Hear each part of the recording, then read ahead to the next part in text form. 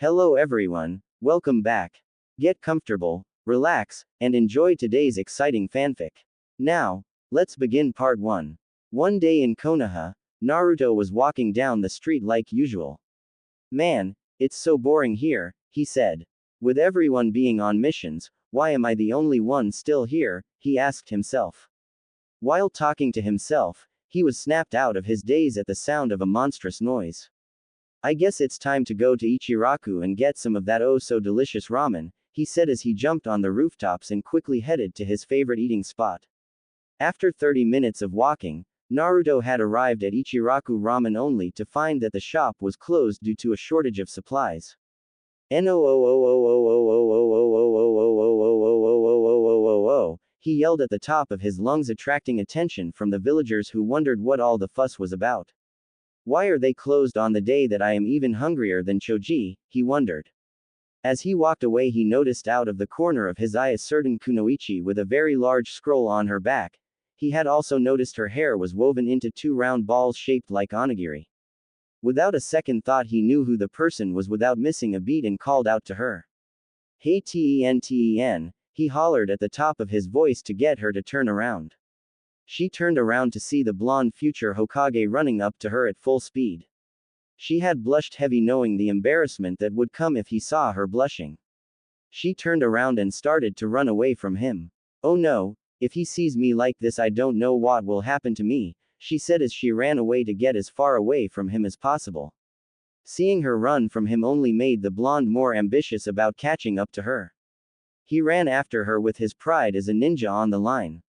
All across the village he ran after her and she avoided him using whatever weapons or traps to throw him off, but to no avail.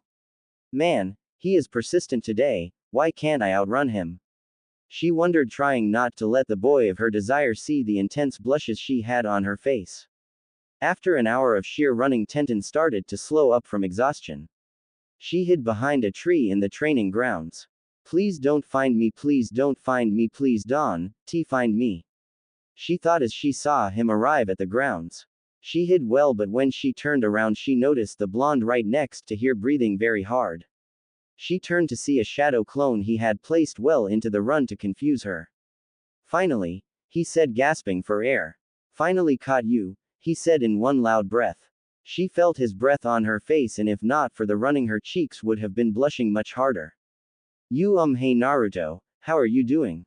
She said, trying to turn her head away from him. He had noticed her action and sat down next to her. Nothing, everything is good, he had said, though a question popped into his head. Why did you run away from me though?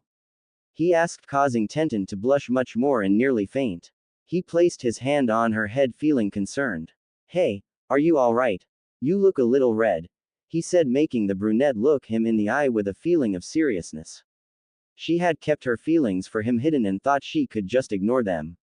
She looked at his physique and blushed more, seeing his well-toned body and the muscles on his arms, knowing about his training with everyone's absence. She had noticed these feelings after the Chunin exams took place. She stared in awe as she watched Naruto beat the second best genin in the leaf, Neji. Trying to pass off the feelings as simple admiration, she tried to forget it, but his exploits in missions had made the old feelings resurface as she had come to know how much she loved him. Seeing her in a daze, Naruto decided to snap her out of her thinking. Hello, Earth to Tenten, are you still with us? He said, making her snap out of her daze. Oh, sorry Naruto, I was in some deep thought, she answered, trying to calm her heart as it was about to come out of her chest.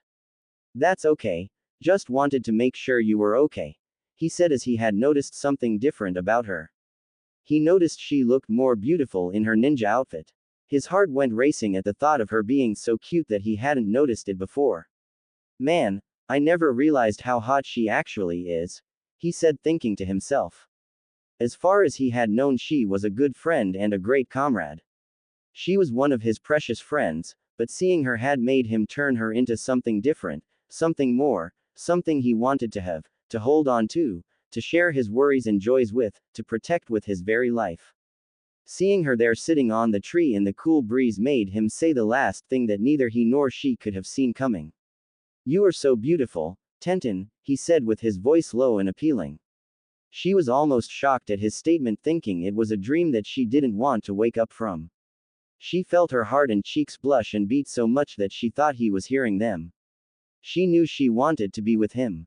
She wanted to know everything about him and tell him everything about her, to be his forever and ever, to know how much love she had kept in her heart for him. With blushing face she turned to him. Do you really think so? She asked, uncertain of his answer. Yes, you are. I have wanted you in my arms, never leaving my side, he said, sending tears down her face. These tears were the tears of a miracle or hope that she thought was impossible to obtain. Turning to him with tears still down her eyes. I love you, Naruto-kun, with all my heart, she said next to him, unable to contain the urge to hide her face. Seeing her cover her face, he moved closer to her, touching her hands and removed them, showing her face. With her face exposed, he moved closer to her, staring into her eyes that seemed to set his heart ablaze. She looked into his blue as the sky eyes with tears in her eyes and a blush as red as a rose. His lips moved closer to hers as they stared at each other. She felt something incredible on her lips, something she had wanted for a very long time, to have his lips on hers as he swung his arms around her, holding her tightly in his arms. She felt the strong embrace of his lips and his arms on her as she put her hands on his face, keeping them both together. His tongue had moved into her mouth as it found its way to its partner. Sharing a greeting, they interacted with each other, keeping each other's company. They both drew apart for air, leaving their mouths to say a temporary goodbye to each other. He faced her with a wide grin that she knew all too well. She knew what was coming but still wanted to hear his words. I love you too, Ten-chan, I will not let you go, for you are my most precious person, he said, causing her to melt in his arms. She had waited her whole life to hear those words. Now she turned to him with her eyes traced by his cerulean eyes. Naruto-kun, she was see you off by him with a finger to her mouth. He turned to her with the question of a lifetime. Ten-chan, will you be my girlfriend and go out with me? He asked, causing her to place her hands over her mouth with a gasp, and answered with tears in her eyes again.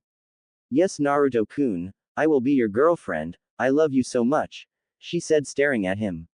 He placed high hands on hers and stood up with her. He answered with a happy and calm smile. I love you so much, Ten-chan, my heart is yours to take, he said. He continued with his next question to her as she stared, wondering what this question was. Ten-chan, I have saved up a lot of money from my payment on mission. I would like to treat you to a fancy restaurant in Konoha as our first date, may I? He asked. Seeing the look in his eyes, Tenten knew that he was a keeper and he was hers. She answered with a wide smile that lit up his day. Yes, of course, Naruto-kun, when will we go? She asked. Tomorrow night, he responded. All right, my love, I will go home and check for a proper dress, she said as she left him with a thrill of excitement in her voice. All right, my hun, I will go and get my suit also, he answered. Turning away to go home, he turned around and ran after her. She was shocked to be turned around and have her lips placed back onto his lips in deep affection. After the deep kiss, he whispered in her ear. See you tomorrow, Kanojo, he said, causing her to drop to the ground as he left. Out of her daze, she had answered. See you tomorrow, Koibito, she said as she got up and left. Tomorrow will be most exciting. Going back to his house, a certain blonde was thinking about what to wear for a certain brunette Kunoichi and their date. He knew that today he was going to make her happy with what he had planned at night for them. He had set the date for 10 o'clock p.m. He wondered what she would be wearing for their date as he came up to his house. Finally home, he said, putting away all of his ninja tools and scrolls with a grin on his face. Ever since yesterday, he could not get Tenten out of his mind. He felt how lucky he was to have such a woman all to himself, to hold her in his arms, to kiss the soft lips she had, to know that she had returned the same affection for him as he did her. He went to his closet looking for a suit when after all the searching couldn't find one that would feel great to wear. Man, what am I going to do? Our date is in 4 hours and I don't have a good suit to wear, he said, pacing the floor. He wanted this first date to off well for them both. He checked his wallet and counted how much money he was able to muster up. Let's see, 1.23, 2,000 yen, he said to himself. He knew what he had to do for his date. He would been nearly empty for this stunt, but for her no price was too expensive. He closed the closet door and put on his orange jumpsuit and ran out the door. Jumping from rooftop to rooftop, he was attempting to go to the shop to buy a black leather suit for his date. After 45 minutes of running, he appeared before the shop and went in.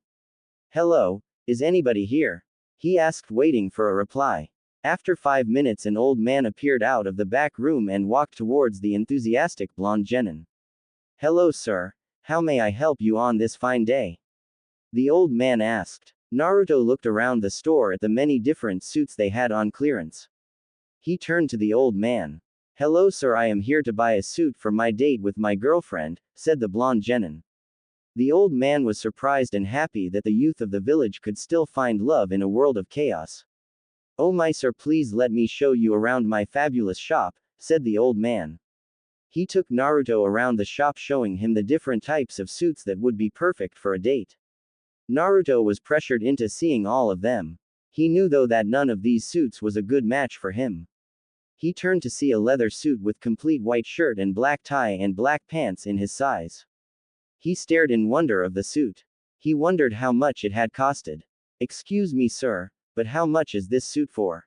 Naruto asked, pointing at the leather suit. The old man lifted his head at the suit. Clearly the blonde had good fashion sense to choose their most expensive suit. This suit was brand new to the shop and had the perfect feeling of elegance that the blonde wanted. "Why, sir, you have good taste. This suit cost around 7,000 yen, the old man said. Naruto's jaw dropped to the ground. He didn't have that kind of money on him right now. He knew he was running out of time and looked at his watch.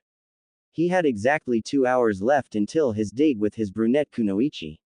Sensing the boy's depression, the old man had taken pity on him and offered a suggestion. "Sir, if I may say, I can tell that you want this date to go well, do you not?" asked the old man. Naruto nodded, trying to see where the old man was going with his statement. "Sir, because you seem to understand the importance here, I will give you the suit for 1,000 yen, said the old man. Naruto nearly fainted. He couldn't believe that this old man could be so generous to him for his date. He knew with the old price the date would not have gone very well as he would have liked. "Old man, you would really give me this suit for such a cheap price?" asked Naruto, looking like it was too good to be true.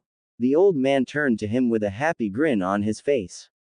"Maybe it's my age, or maybe I am a sucker for love, hee, laughed the old man. Naruto accepted the offer with full thanks for the suit. The owner took the suit and packaged it. He gave it to Naruto, who had the biggest grin of appreciation for the old man. As Naruto he ran out the shop with a smiling old man at the register. "Have a very good date, young man," said the old man. Naruto was moving at high speed to get home and get changed for his date. Having been serious for his date, he managed to get home in 25 minutes. He took off his jumpsuit and regular clothes and changed into his new suit. As he put it on, he felt the leather on his skin as it shimmered down to his legs.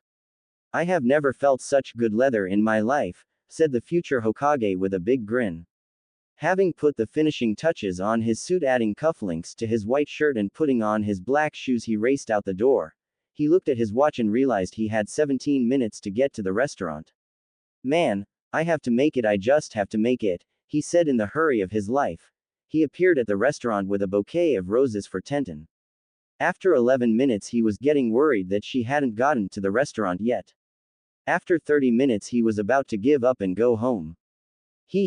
I guess this was to be expected. Tenten wouldn't want to date a demon like me," he said with a hint of sadness in his voice. Then out of the corner of his eye he saw a girl in a white dress with a flower design on it. It was as white as snow and came down to the girl's knees. Her hair had the same round balls as always. His expression had changed from one of sadness to one of extreme joy and happiness.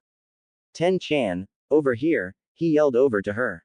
She noticed the blonde genin in the most fabulous leather suit that she had ever seen. She wondered if this was the same blonde genin she had fallen in love with yesterday. Seeing the whiskers on his cheek, she knew he was the man from yesterday, the man of her dreams. "Naruto Uzumaki. Naruto-kun, what happened to you?" she asked with a big grin and blushed at the sight of suit hugging his body, showing of how well toned it was. Tenten stared at him with a look of sheer desire and awe. She knew he was hers and that the lovely guy in that suit was the man of her dreams. Naruto-kun, sorry for being late, my dress took longer to find than I had hoped, she said to him. Knowing he couldn't be mad at her no matter the reason, mainly because he was worried about his time too. It's okay, Ten-chan, you don't have to apologize, he said with words of comfort. He was just happy that she had not ditched him because of him being called a demon. He had trusted his heart to her and hers to him. They both knew they would be together and that the other looked pretty damn fine. Her dress sent his heart to a world of peace that he didn't know existed. Seeing her with that dress made his love for her unbearable. Ten-chan, he said, leaning his lips closer to hers as they came into a deep embrace in front of the restaurant.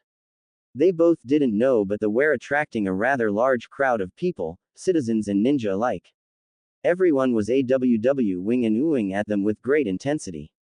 Separating from each other for air, they witnessed the crowd of people and blushed, thinking that they had been seen. Not wanting to wait another second, they went into the restaurant to begin their date. As they seated, they had discussed their daily lives and future dreams. Both realized they had much more in common than they thought. Tenten found out that Naruto was also a big weapons fan and have a massive collection also, though he didn't brag about it. Naruto on the other had learned that Tenten also liked the ramen at Ichiraku. Tenten had wondered though about the restaurant. Hey Naruto-kun, how did you manage to get into such a fancy place, she wondered. With a smile on his face, he told the story of how the owner had made a mission request for food supplies from the adjacent villages. He explained how he was chosen by the Godime for the mission. After he had secured the necessary supplies for the owner, he returned and the owner allowed him 5 visits to his restaurant with all the food being at half price. Tenten was shocked to learn this. Her boyfriend had gotten her into one of the most expensive restaurants in Konoha. She realized she was so very lucky to have him. After their meal, Naruto had paid for the food and escorted Tenten out.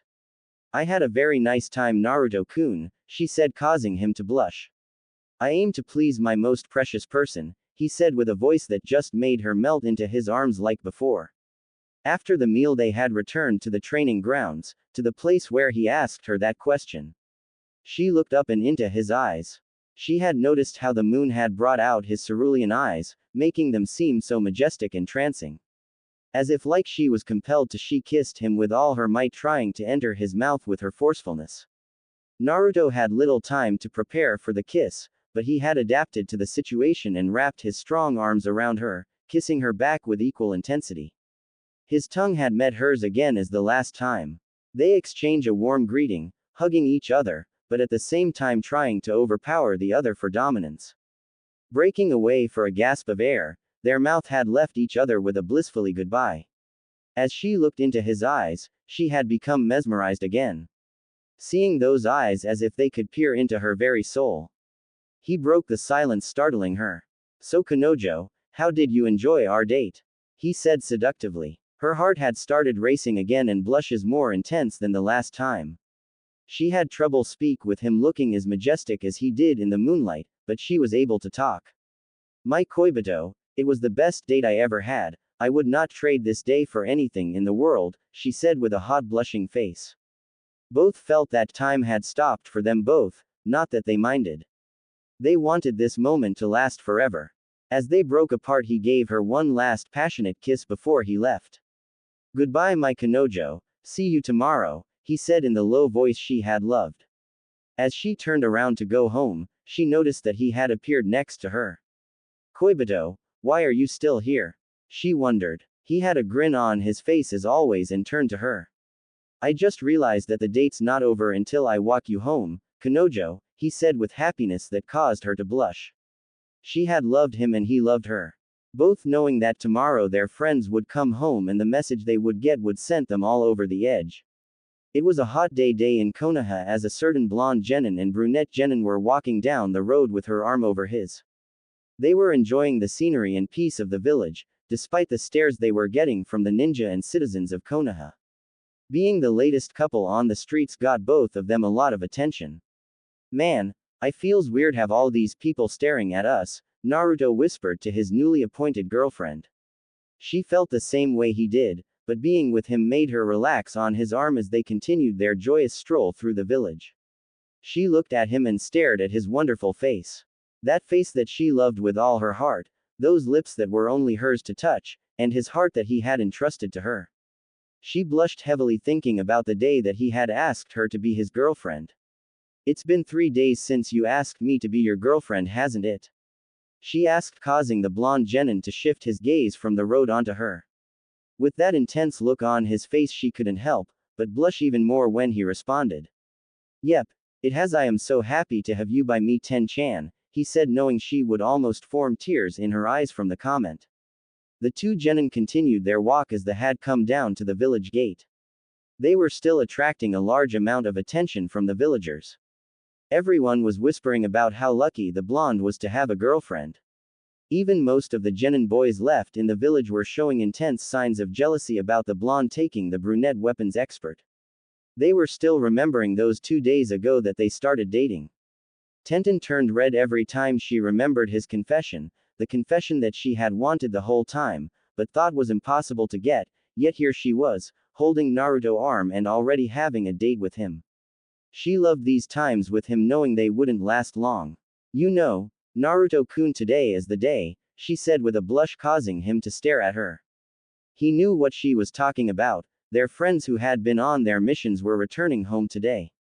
They both did not know what to expect from their friends. With a hint of nervousness, Naruto tried to talk.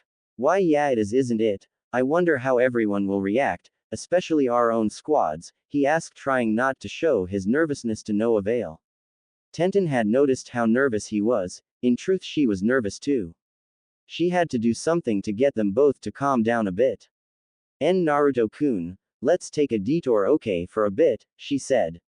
The future Hokage nodded as they went to a secluded spot, away from the eyes of the public. They both leaned against a tree, calming their beating hearts. Over a few minutes their hearts had calmed down from them looking into the sky, wondering about the other. Looking to her left at her blonde boyfriend, the brunette leaned over to him. He was still thinking when he felt something on top of his lips. He could feel the wonderful embrace of his Kanojo's lips on his. He wasted no time returning her affections with his tongue when embracing hers again, both yearning for each other with full force.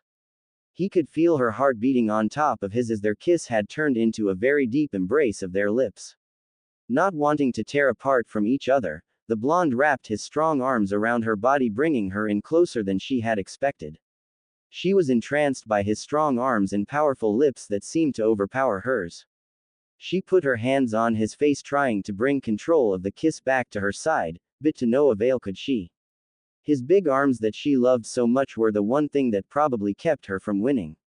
She knew her legs were getting numb from the power of his kiss. The feeling was like going to her knees, causing them to go numb. After 10 minutes of that passionate kiss, they separated from each other for a good amount of oxygen.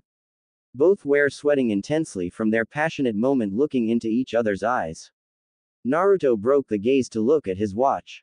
He saw that their friends would be here in a few minutes from their mission in Cloud Country. Hey Ten-chan, we better go, our friends will be here soon, he said, panting from the lasting pleasure from their kiss. Realizing he was right, she nodded. Why, you're right, Naruto-kun, we had better go, can't wait to see them, she said with a panting voice matching his, remembering the pleasure that nearly made her heart burst. Okay, let's go back to the village gate, Naruto suggested. Tenten nodded in agreement as they got up to leave. They had arrived at the village gate mere minutes upon seeing shadows coming from the far distance. Here they come, Ten-chan, he said with a bit of nervousness. Why, yeah, let's be prepared, Naruto-kun, she said with equal nervousness, holding her lover hand. As the shadows came closer into view, they had begun to recognize the people coming. One person had a long ponytail with purple shirt and purple shorts, another came glass and trench coat hiding his mouth, another person appeared with a dog on his head, he wore gray hoodie and black shorts, another came wearing an all-green jumpsuit from his sensei, another with pink hair and a pink kunoichi dress covering most of her body. All the genin had appeared one by one along with their senseis, who were overjoyed to be home.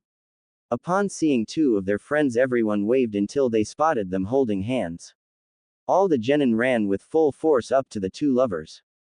Having arrived in about 2 minutes, everyone was dumbfounded at the sight they were seeing, most were silent. One person broke the silence. Wow, when did my youthful friends start acting like this? Huh, said the overly eccentric green beast of Konoha. Tenten rolled her eyes as Naruto just had a big grin on his face. Everyone was waiting for an answer from the new couple. About 3 days ago, the blonde responded. Everyone could barely form a sentence. Everyone had questions but couldn't bring their mouths to ask them. After 30 secs of silence, someone else talked. Yahoo!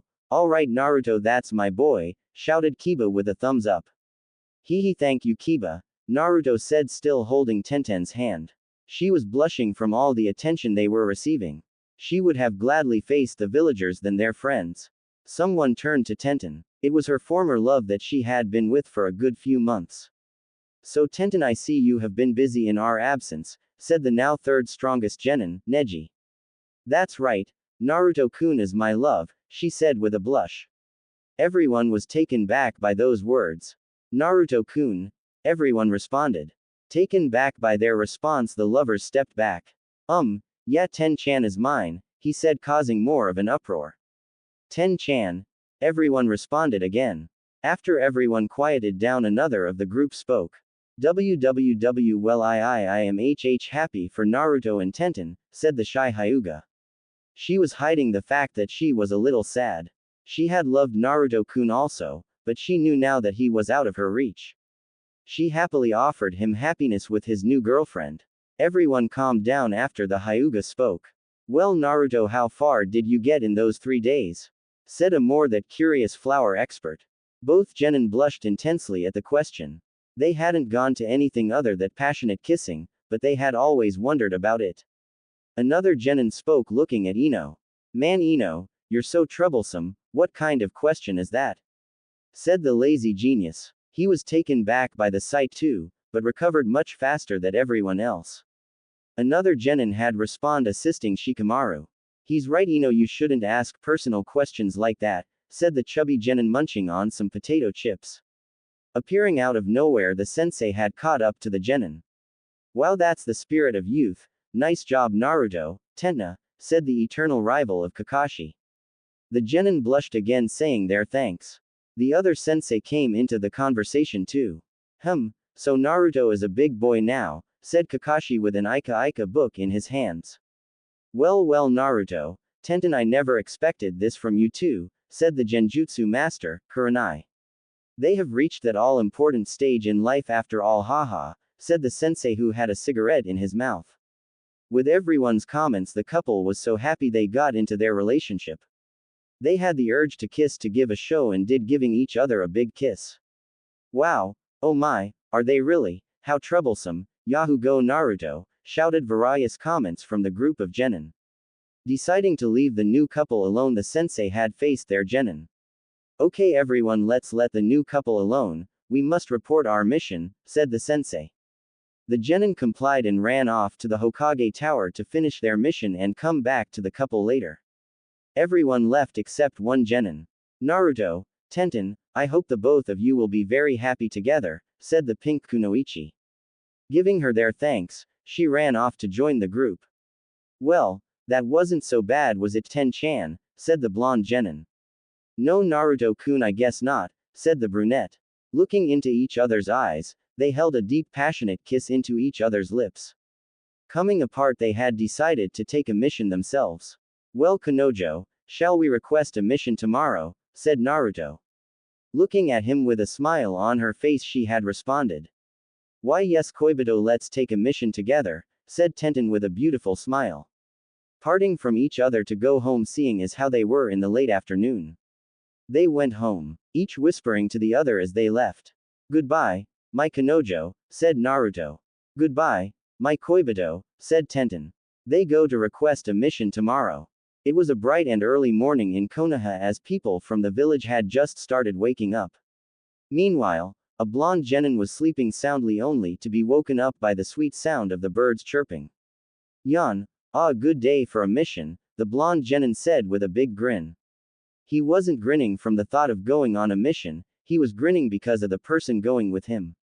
His beloved brunette Kunoichi had agreed with him to go on a mission today.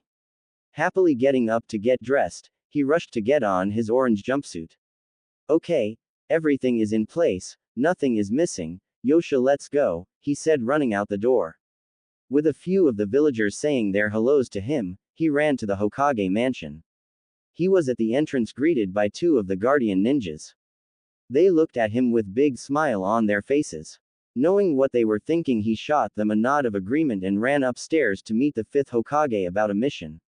Good morning, Tsunade Ba-chan, Naruto said, coming in quietly as not to disturb her work. He remembered the last time he ran into her office yelling with a big grin on his face. The fifth had a terrible headache that day, and wanting silence, she shot Naruto out of the mansion and into the training fields. It took him about 5 weeks to recover from the attack, even with the Kyuubi's help. So as not to come to that same outcome again, he had been more cautious. Oh, hello Naruto. Good morning to you, Tsunade said with a big grin, happy that he had come in quietly, knowing his lesson from the last time. She had known about her grandson's little exploit in the village and could only laugh when she heard the news. Glad that he had found someone with whom he could be happy, she continued the conversation. So what brings the lover of Tenten here? She said with a big grin. Naruto now knew that she had known about them for a while. He had not tried to keep it a secret, but he thought at least he would be able to tell her. He was a little disappointed to find out that she already knew. Instead of asking how she knew, he stared at her only to see that she had given him her blessing. He had tried to hide the blush after her snarky comment, but she had long since noticed it. Not intending to take any more of her time, he got straight to the point. So Ba-chan, where is Tenten? She said we would go on a mission later today, he said with a look of confusion, wondering where his lover was. Noticing his look of concern, she had told him that she had assigned Tenten to a mission already and she had left about 45 minutes ago. She told him how Tenten had explained to her that she already had her schedule planned for a mission with Naruto, but it was a mission that she couldn't get out of. Him looking surprised and a bit disappointed, he had his head down. Oh, okay, I see. Thank you for telling me, Ba-chan. See you later, he said with a saddened face as he went out the door. He was walking down the stairs to where the two Junin guardians had seen him. Seeing him with a sad face, they wondered what had happened at the Hokage room. They decided to give Naruto his space. Walking down the street sulking, he stopped at Ichiraku. Apparently he had forgotten to eat any breakfast because he was in such a hurry. Ordering the usual, Naruto had his BBQ pork ramen. Itadakimasu, he said with a pained grin on his face. Noticing their favorite customer's expression, the father and daughter ramen makers wanted to know what was wrong. He smiled calmly, telling them he was okay, but was into too much deep thought for once. Eating his bowl of ramen, Naruto paid them for his food and left.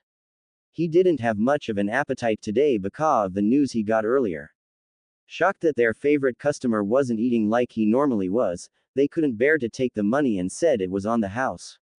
Thanking that, he left. Okay, since Ten-chan is gone, what will I do with my time? He pondered. Before getting together with Tenten, Naruto had just been doing missions to pass the time for himself. All the missions were taken, so he didn't have anything to do. An ache came to his heart as he thought that Tenten must not have wanted to go on a mission with him, because he was starting to annoy her. He had walked through the village with nothing to do. A certain ninja came across the young blonde and ran up to him. Hey Naruto, how you doing, man? Said the spiky-haired lazy genius. Naruto had noticed that Shikamaru had nothing to do either. Hey Shika. Not so good, said the Bond with a sad grin. Seeing the grin, Shikamaru had thought to himself what he was getting into. He pondered for a while and decided that since it was for Naruto, he would do it. You wanna talk about it? He asked, trying to get the blonde in a better mood.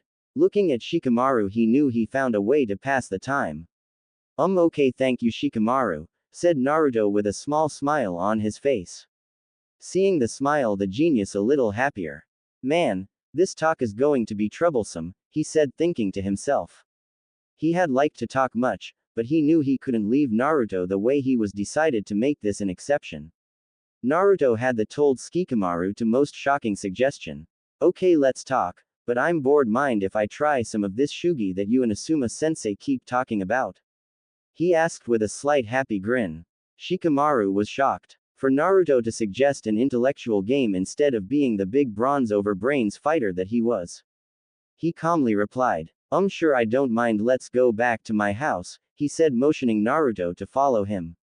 After 45 minutes of walking and talking, Shikamaru began to understand why Naruto was depressed. He now knew that Tenten had promised a mission with Naruto, but she had already gone on one before he got to the Hokage mansion. Is that all you're depressed over? Shikamaru said to Naruto. Shikamaru knew that Naruto loved Tenten, but to be depressed about it was totally new to him. Well, think about it, Shikamaru. I love Tenten just as much, if not more, than you love Temari, he said. Shikamaru blushed heavily at the outlandish statement that Naruto had made to him. Baka, like anyone would miss the deadly wind girl, he said, causing Naruto to smile and roll his eyes. Shikamaru, whatever you say, Naruto smiled. After another 10 minutes they arrived at Shikamaru's house. Naruto made himself comfortable while Shikamaru got the shugi board. Placing the board on the floor they started to play. Naruto didn't know a thing about shugi, but he tried his hand at it. After 10 minutes, Naruto lost. After 20 minutes he lost again. Placing the board again, after 40 minutes he lost again. Shikamaru was surprised. Even though they played only 3 games in the past hour, he noticed that Naruto was getting better at the game. He was having a much longer difficulty each game period that he won. Naruto was actually trying to outthink Shikamaru. It had worked a few times, but he had lost all the same. After it was late in the evening, Naruto decided to go.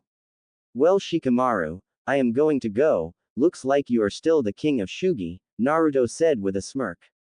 Well, I try anyway later, Naruto. As Naruto left, Shikamaru went over the board. He spotted something incredible, something he could not have foreseen even with his 200 IQ. He noticed that as they had kept playing, Naruto would have had Shikamaru cornered and he would have lost. Wow, I am so glad he didn't notice that. You really are a troublemaker even for geniuses, he said with a happy grin. Okay, I guess I will go and take a nap, Shikamaru said, going somewhere quiet. Before Naruto knew it was already dark. Tenten had not come back and he decided to go home. Well, I hope you come home tomorrow then, Ten-chan, he said with a slightly sad grin. As he entered his door he had gotten ready for bed and put on his pajamas and went to sleep. He had a long day of playing shugi and had a headache. I guess thinking really isn't my thing, Naruto said, not knowing how wrong he was. Well into the night, he heard a banging on his door. A bit irritated he got up to see who it was. Not wanting to have his sleep disturbed he answered the door. Hello, he said with a yawn. His eyes suddenly shot open to a person hugging him so much he couldn't breathe. Naruto-kun, I missed you so much, I just had to see you, said the mysterious figure. His eyes adjusting to the light, he noticed a girl with rounded woven hair and a giant weapon scroll. He knew who it was just by the look of the hair. He was overjoyed to say the least. Ten-chan, he said with utter excitement. Placing her hand on his lips, she moved in closer to him, kissing him with a fierce intensity that neither had known. Naruto-kun, I missed you so much, she said, trying to talk and kiss at the same time. He returned her affection with a more intense passion. His tongue had penetrated her mouth, showing how much he had missed her. Stopping the kiss for air, he asked. I thought you were going to be gone for 3 days. He asked with a look of happiness and confusion.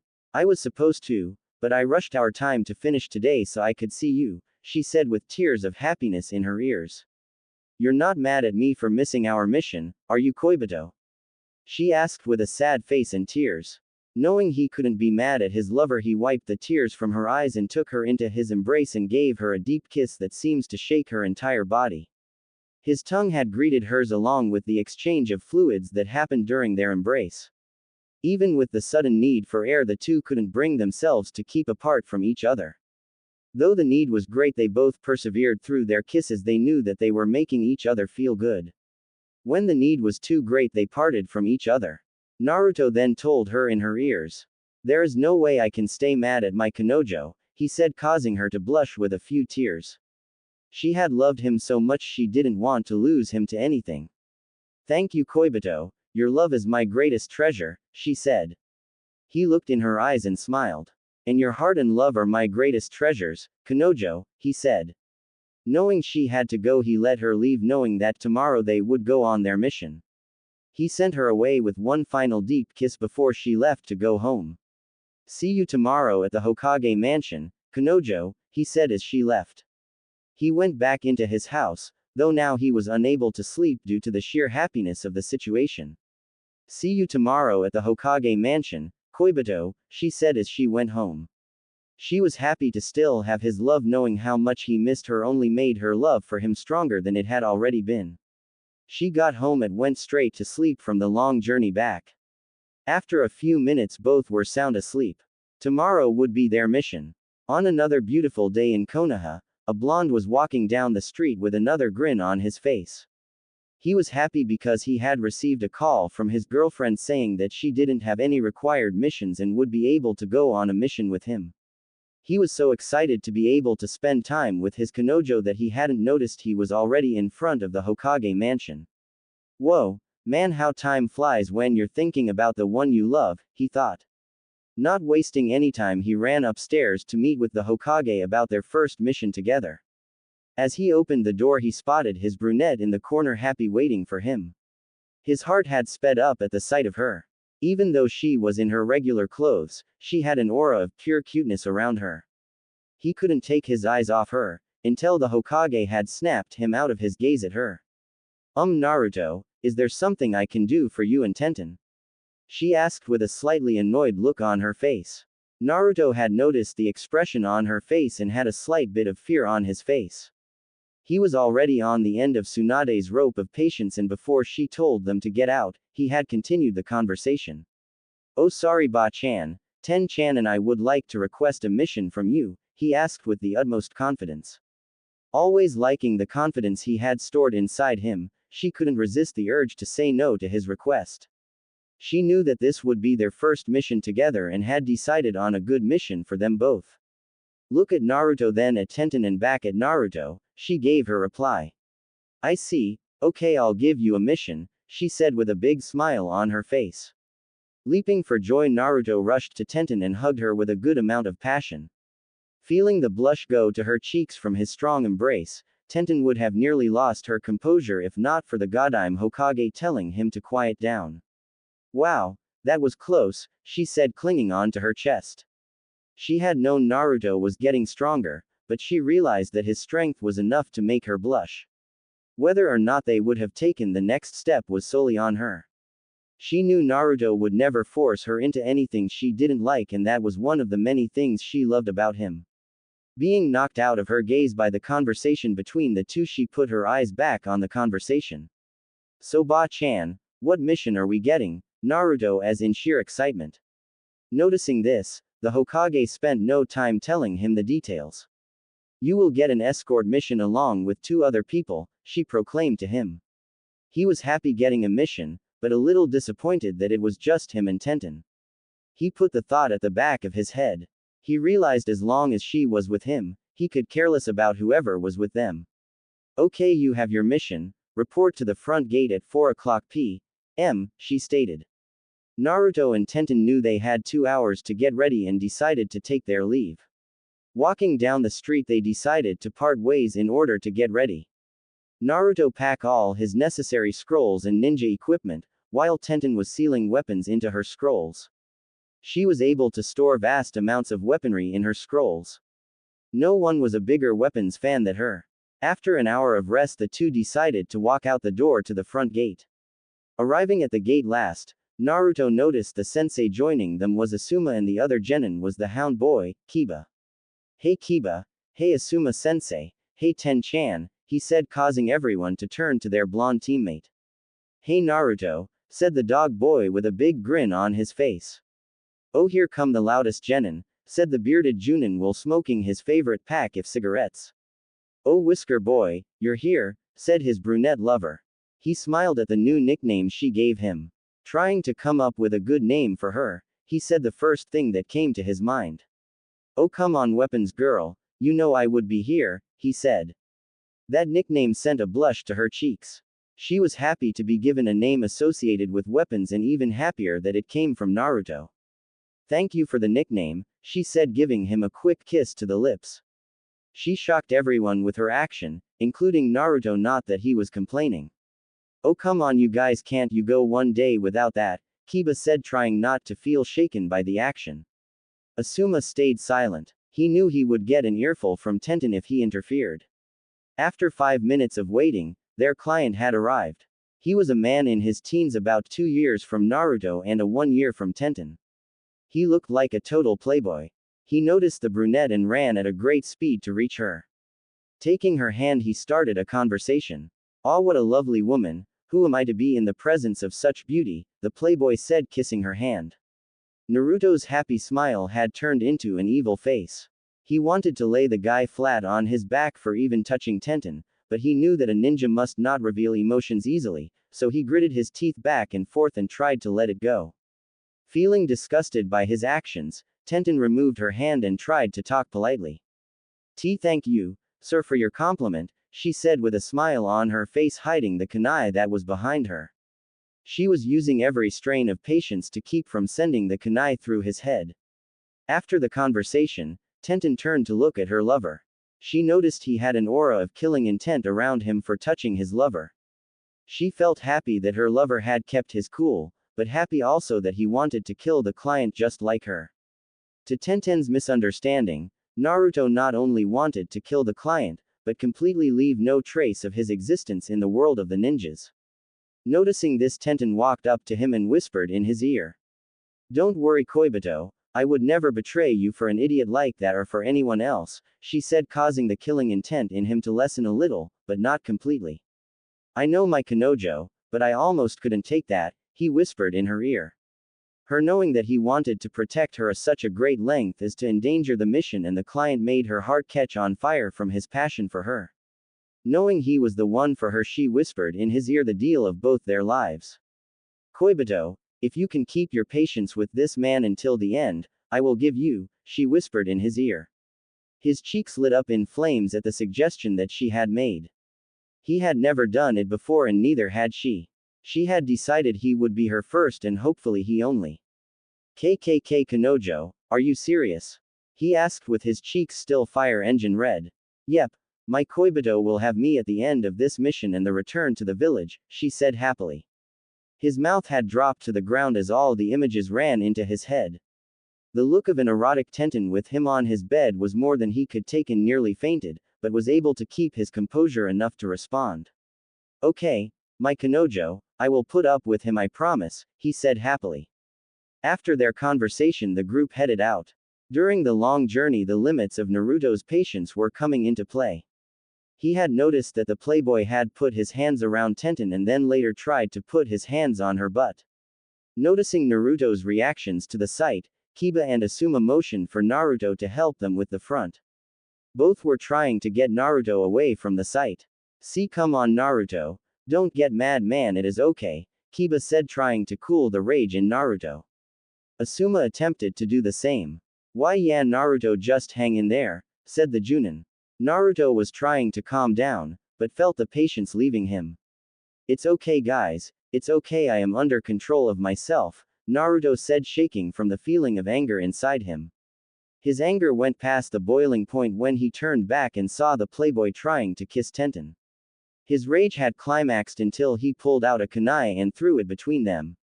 Seeing the kunai, Tenten dodged and at the kunai hit a tree behind them. "Hey kid, what is your problem? Leave me and the cute brunette alone," said the playboy. Naruto was about to react when a Rouge Nina came out of the bushes to attack. Seeing that excuse, Naruto ran behind them to fight the ninja, motioning everyone to go ahead. As Naruto ended the fight easily with the ninja, he had sped up to the group again and back to his post position in the front. He then turned his head to the playboy, letting out a little of the rage that was inside him. "That's why I threw the kunai, you women player," Naruto said, knocking the playboy down a peg. After 16 hours of walking, the ninja had arrived to their destination. The young playboy was greeted by many women for his looks. Personally, Tenten was disgusted by him. She knew Naruto was the only one for her. To have another man touch her body was almost more than she could bear. In truth, if Naruto hadn't thrown that kunai, she would have driven one into the playboy's throat. As they arrived to the destination, they were greeted by some councilmen who thanked them for their services. Appreciating the thanks, the ninjas decided to sleep in the town for the night. The playboy, however, was not through with Tenten. As she was ready to go to sleep, he knocked on her door. "Hey pretty lady, mind taking a walk with me?" he said with confidence. Knowing Naruto would see, she nodded in agreement and went off with him. As she suspected, Naruto had noticed and followed them. He noticed them sitting behind a tree as they were talking. The boy was talking about his life and asked about her life. Naruto was blinded by anger, but not enough to go just yet. As he left the story, the playboy tried to kiss her again. She had it for the last time and got up to leave. The playboy had forced himself upon her, kissing her all over her body. "You know you can't resist me, just give in, you bitch," he said with arrogance. Trying to get him off her, she screamed. Help Naruto-kun, help me," she screamed as the playboy finally got a kiss on her. As if on cue, Naruto picked the man up off of her and threw him at a tree. The playboy looked up to see a blonde genin with the biggest killing intent he had ever seen. He now knew that he had stepped on the landmine known as Uzumaki Naruto. You dare touch her, kiss her and try to force yourself on her," Naruto said in blinded anger. The playboy got up to apologize, not really meaning it, knowing that the genin would not hurt him. He was dead wrong. "Not on your life am I going to forgive you," Naruto said using some hand signs. "Kage Bunshin no Jutsu," he said as 500 clones suddenly appeared. Before he went through with it, he turned to Tenten. "Hey Ten-chan, our job of protecting him is done right," he said with a mad grin. "Yes Naruto-kun, it is over," she said with a happy grin, knowing what would befall the playboy. "Good then," Naruto said as all his clones rushed at the playboy. They all unleashed an infinite number of punches and kicks on him. The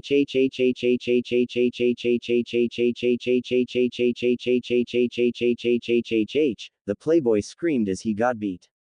After 45 minutes of a beating, Naruto stopped to see a face that looked like it had plastic surgery done to it, and not in the good way. Tenten, happy with the result, went to Naruto and left the misshapen teen on the ground out cold. "So Koibito, you feel better now?" she asked while in his arms. "Yeah, much better Kanojo. No one is touching you like that again except me," he said. "That's right, I am yours and yours alone," she said to him. "So do I pass our deal?" he said with a grin.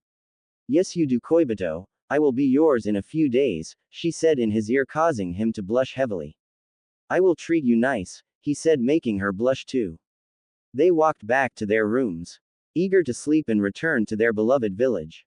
"I will love you forever Kanojo," he said to her. "And my heart is forever yours Koibito," she said to him. Tomorrow they returned to the village. Having completed their first mission together would be engraved in their hearts. On a rainy day in Wave Country, the squad of 3 genin and 1 junin were packing to go home. After spending the night in Wave Country for rest, everyone was well rested and ready to go. The rain, however, made it a little hard to be cheerful, but a certain hyperactive ninja didn't let the rain get to him as he went to join his friends. "Man, I feel so happy for some reason, it's like even this rain can't get me down," said the blonde.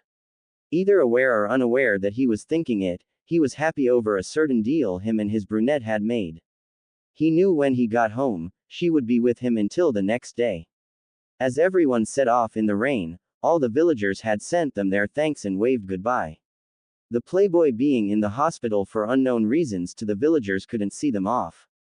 "Well team, let's go back," Asuma said, a little annoyed that he couldn't light a cigarette in the rain. Shikamaru nodded lazily. He hadn't gotten any sleep due to Asuma's snoring. Naruto and Tenten were in their own little world, but broke out of it to reply to Asuma. "Alright Asuma-sensei, let's go," Naruto said with a wide grin. Tenten was ready to go, except that the rain was chilling cold and she worried that she would get a cold. Noticing Naruto move closer to her, she wondered what he has going to do.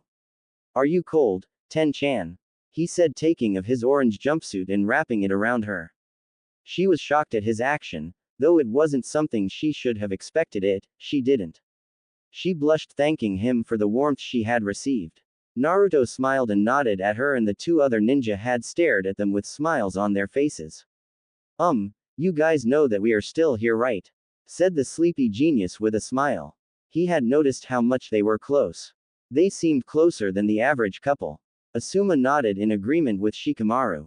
He had thought about it much, but every time he saw them together he felt more reassured in the next generation of Konoha. Putting the actions behind them, Naruto and Tenten decided to wait to be in each other's arms as they knew that the two would keep staring if they did anything else. Yeah, we know you guys are still here, hehe, sorry, said the brunette. She was more than warm in Naruto jumpsuit. She could feel all his warmth directed at her in the jacket. She wondered how warm the real thing was when erotic images entered her mind. Without thinking, she had blushed heavily from the images. Not until Naruto made a suggestion did everyone snap out of their gazes. While walking, everyone's attention turned to the blonde genin. How about we all have a race back to Konoha? Said the genin with a simple smile. Everyone was confused, except Tenten. She knew that races were a common thing in her own squad and it wasn't surprising that someone would suggest it. Everyone looked back and forth between each other and gave their replies. Sigh, and here I wanted to take things easy. Oh well, said Shikamaru, giving his nod of approval. Alright, sure. I mean, the faster we get back, the faster I get my cigarette, said the bearded Junin with his nod of approval. Sure, I am used to these kind of things. I find them fun, now let's do it, said Tenten with a big grin. Everyone had started at the line that was marked by one of Naruto's shadow clones. It was a 34-mile run back to Konoha and walking would take 16 hours. No one wanted to wait that long. Everyone was ready to go. The clone started the countdown. Get ready, said the clone. Everyone tightened their legs for a big lunge. Get set, the clone said. Everyone focused on the path with eyes of fierce determination. Go, said the clone as it disappeared. Everyone instantly ran at full speed trying to get ahead of the other. They all then took to the trees and the battle race started there. Asuma was in the lead, but noticed the genin were hot on his trail. He pulled out his knuckle brasses and used his chakra to widen and make the blade sharper. He suddenly cut the trees around him trying to get the genin to mess up. Being the strategist that he was, Shikamaru had foreseen the possibility at the start of the race. He dodged the trees with little to no effort as he started strategizing to counter the other two behind him. He looked back to see that Tenten was gone. He turned around to see a trip wire in front of him. He barely dodged it, which gave him a haircut. Damn it, Tenten, take it easy, said Shikamaru, feeling a little annoyed. Looking back at him, she smiled. Sorry, Shika, but that is the way a ninja race is done, she said with a bit of confidence. Seeing that everyone was getting serious, Naruto started to get his engines rolling. He summoned a shadow clone. The clone took his arm and flung he across the forest. He shot past Asuma and the rest of the team.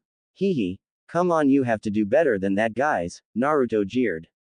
He summoned a 3 walls of shadow clones for the 3 of them. As he sped away, Asuma came to the first wall and sliced through the group of blondes. Hehe, it will have to be harder than that to beat me, he said, trying to caught up to Naruto. Shikamaru came up to the second wall of blonde clones and summoned to shadows with explosion tags and shot them forward at the wall, causing the clones to disperse. Please, I can handle that, said Shikamaru. He speed past Asuma and went after Naruto. Tenten came up to the third wall. She had a smile that showed she had a good idea. Coming to the wall, she gave a sexy reply. Hey, you blonde boys, can you let me through? She said. With hearts in their eyes, they let her pass easily. She gave them a wink as she departed and they dispersed. After about 4 hours of running, everyone was getting more into the race as time went by. They had crossed 29 miles of the race and had 5 more miles to go.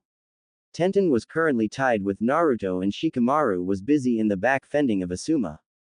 Everyone was having so much fun even though it was raining. Tenten was surprised at Naruto's endurance. Though she knew he had a spectacular amount of endurance, everyone was starting to slow down, except Naruto. She was so shocked that he didn't seem the least bit tired. If he has this much endurance, I wonder if, she thought. Shaking the thought, she focused on the race. They were all nearing the gates. Naruto could see them up ahead and channeled more chakra into his feet and ran off. Everyone then unleashed their fastest jutsus to catch up, not wanting to lose to Naruto. Ninja art. Shadow teleportation, said Shikamaru as he went into the shadow, Then the shadow ran along the grounded at an amazing speed. So, Shikamaru got serious. My turn, said the bearded Junin. Wind style. Blade throw, said the Junin as he swung his brasses and unleashed 2 wind blades. After molding his charka to match the type of chakra the blades had, he jumped on them and started to ride them.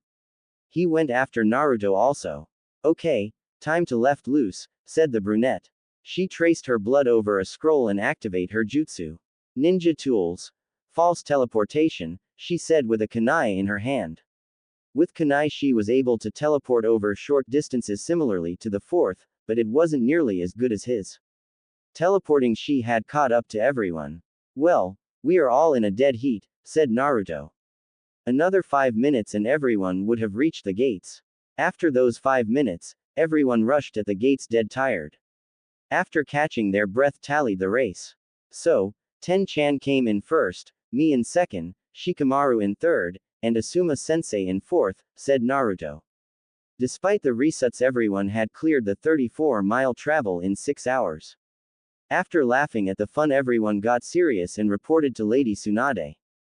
After clarifying their mission everyone went home and got some rest. Shikamaru and Asuma were fast asleep and wouldn't wake up for the rest of the day. Naruto had waken up to see it was night time. He got up and ate some ramen. After his full he was going back to sleep when he heard a knock on his door. He opened it to see Tenten had him his jumpsuit that she had borrowed while in the rain.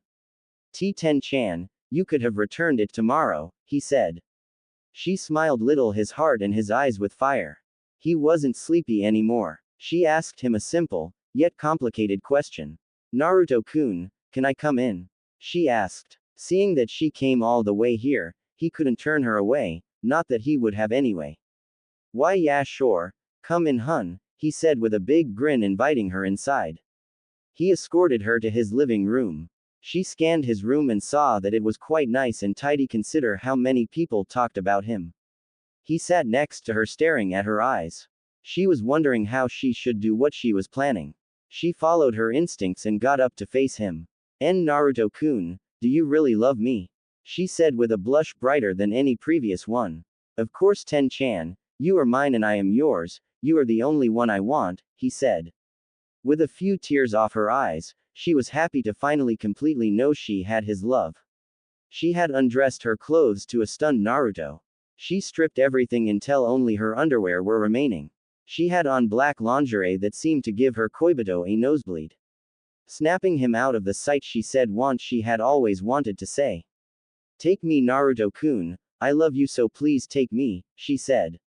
Now knowing what this was about he stood up to her. Ten-chan, I will love you forever, I promise, he said. He leaned in closer to her and kissed her. With tears in her eyes she submitted to the kiss. Feeling the passion that wasn't there at the start of their relationship, both felt attracted to each other. His kiss had made her legs weak, but she still stood. His tongue had encountered hers again. They swirled around in each other's mouths. They couldn't part from each other even if they want to. Their urge to be with each other overpowered any type of sense that may have come into their minds. As they parted for air, Naruto had began kissing her neck, paying close attention to her face that was feeling the pleasure from his kisses. He went lower and unclipped her bra revealing her. He was now focused on her that he began sucking and kissing, hearing her moans only made him work harder to pleasure her. She couldn't even think straight. In combination with her love for him, the pleasure she was feeling made her so happy that she couldn't believe it was happening to her. She couldn't contain the moans that came from her lips as he continued to give her pleasure. He had stopped momentarily to stand up and whispered in her ear. Does it feel good, Kanojo? He said teasing her. Oh Koibito, it feels so good, I love you, she said with teary eyes happy that she was experiencing this with her love. Then, I shall continue to give you pleasure, Kanojo, he said seductively. He picked her up bridal style and placed her on his bed. With her legs spread out he could see that she was feeling the pleasure from the soaked panties she still had on. Him kneeling down he went to her private spot and licked it gently. Feeling her teeth from the pleasure he took of his clothes and her panties. He knelt back down and licked her swollen spot. His tongue went deep into her inner chambers making sure with each thrust to make her moan. Feeling too good, Tenten was becoming overstimulated. She didn't know Naruto would be this good. The pleasure from her lover's tongue almost her over the edge. The way Naruto was pleasuring her, she could tell he was more of the giving type than the receiving. He was solely focused on giving her pleasure that her give him pleasure. Not being able to stand the feeling anymore, she came out with her statement. Kei Koibito, I need you now, please no more teasing, I need you inside me, she said with a heavily seductive panting. Naruto noticing she was ready and wet enough, he pulled down his pants. She was shocked to see how big he was. She now knew he was feeling turned on from everything that had transpired between them. Alright Kanojo, no more teasing, I will become one with you, said Naruto. As he slowly came up to her, he slowly entered her knowing that he was her first and that made both of them happy. She had braced herself for what was coming. She was both happy and afraid for this was a great experience for both. He lunged forward and took her virginity. Feeling a little pain, she trembled a bit. Kanojo, are you okay? He said wondering if he should take it out. As he moved back, she crossed her legs, not allowing him to leave. It's okay Koibito, I need you, please give me pleasure, she said. Not denying her request he started to move. First his movement was slow trying to keep from giving her pain. As she became adjusted to the pain, he was able to go faster. He was soon going fast enough for her to be able to moan loudly in his bedroom. She had felt all the love from Naruto come into her. She was overjoyed at this as he moved forward she was feeling the incredible pleasure that was going forward too. His love was now hitting hers with great force that caused her to scream after each lunge. He could feel the incredible sensation that was coming from her. He could feel the tightness around his hardness. Koibito, I am about to come, she said as the pleasure from her was about to be released. Me too Kanojo, I am coming close, he said.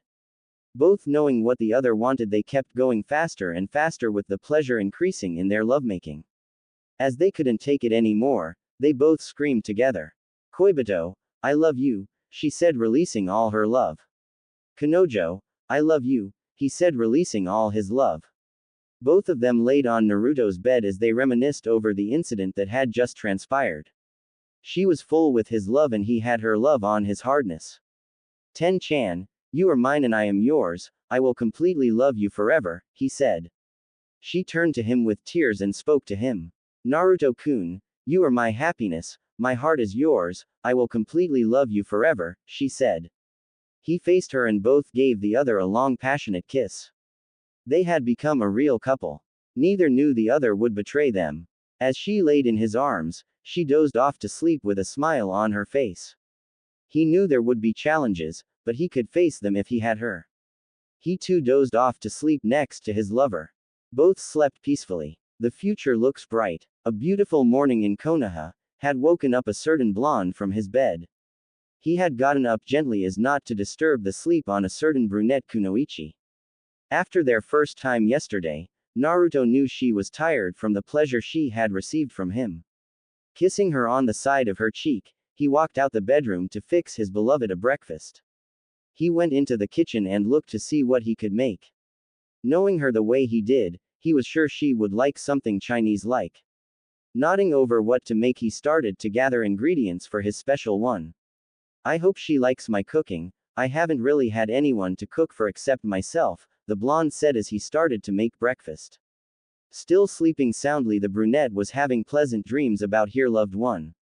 More precisely their union last night. Tenten was prone to say what was happening in her dreams and that didn't change even at Naruto's house. Wow Naruto-kun, you wanna go again? She said aloud in her sleep. The aroma from the kitchen had made its way to the bedroom. Tenten was woken up to the smell of something delicious. She looked over to see that her lover was gone. Judging from the smell she made the obvious deduction that he was in the kitchen. Getting to her feet she walked into the kitchen to see what the delicious smell was. Her mouth had nearly dropped to the ground as she saw the meal that Naruto had prepared for her. He had made her fried fish with white rich and miso soup. In addition to that he pulled out a tray full of Chinese buns and sesame dumplings. The smell of everything was intoxicating. Naruto had broken her gaze of the food onto him. Happy birthday, Ten-chan, he said giving her a kiss on her cheek. She was shocked at the surprise that Naruto had laid out for her. She was even more surprised that he knew her birthday. She couldn't recall ever telling him about her birthday. She wasn't complaining that he had given her a fantastic opening to her birthday, but she wanted to know how he knew her birthday. Noticing her reaction to him knowing her birthday, he looked at her with a smile on his face. Is it strange for a guy to know his girl's birthday? He said, still smiling. Putting on a confused, but happy face. She knew she couldn't argue that, though she still wanted to know, knowing that she would not let the problem go. He gave his answer. If you're wondering how I know, your parents told me, he said with a big grin. Knowing that now she was happy, that he wanted to make her happy, especially on her birthday. Accepting the answer she had received, Tenten sat down to the table of delicious-looking food. Naruto served her plate and she gratefully received it. Itadakimasu, she said as she had begun to eat. Eating her food, she had noticed that the Chinese buns he made was not similar to regular stores or shop owners' buns. His tasted much better, as if he had a talent for bun making. The bun was light and fluffy, it seemed to melt in her mouth upon the touch of her lips. Continuing to eat, she noticed Naruto just sitting at the table smiling at her. What is it, Naruto-kun? She said, staring at him. Naruto pondering that question, he decided to ask his own question. He knew he wanted to make her birthday feel right and perfect. Him still staring at her, he asked his question. Say, Ten-chan, where would you like to go for your birthday? He said, looking at her. She didn't know how to answer that question. She hadn't really done anything special for her birthdays and just ignored them. Remembering about the Chinese act coming to Konoha today, she had made her suggestion. Though it was impossible for them to go. She knew that the tickets would be expensive and didn't want Naruto to spend all his money on her birthday. Still, she asked anyway, not knowing why. There is a Chinese act coming to Konoha today, do you think we can go to that? She asked, knowing it was impossible for Naruto. She didn't know why she asked, but she was about to ask him to forget it when she saw him smiling. He looked at her with a big grin and decided to tease her a bit. Say, Ten-chan, I think there is an extra Chinese bun in that jar over there, he said, grinning, knowing she couldn't resist the buns from her reaction earlier. She thought he was avoiding her question, but didn't blame him, thinking he couldn't get tickets anyway. As she got up with a saddened look on her face, she approached the jar. Instead of an extra Chinese bun, all she saw was 2 pieces of paper in the jar. As she reached for them and looked at them, her eyes turned from a sad face to a utterly shocked face. What she had in her hands were 2 tickets to the Chinese act that she had wanted to go to. But how did you? She asked, trying to finish the sentence, but failed. Him noticed her confusion, he decided to tell her.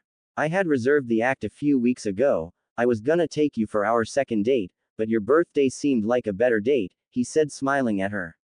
She had clearly underestimated just how much Naruto cared for her. Rushing at him, she gave him one of their deepest kiss ever. She was overjoyed that she would get to see an act that so few people get to go to because of the outrageous prices. Thank you so much, Naruto-kun, I can't believe it, you actually got tickets, she said, squealing. Him smiling with much happiness in his heart about her present, he replied. Now, Ten-chan, what kind of lover would I be if I couldn't even do this much? He asked. She smiled at his comment and laughed. She knew he could take care of her. Thank you, Naruto-kun, when does the show start? She asked, wanting to know more. Him, not wasting a second of her happiness, answer fast. At 4 o'clock p.m. Ten-chan, he replied. She looked at the current time, which was 3 hours before the show. She knew she had to get ready and decided to go, bidding her lover goodbye until 4.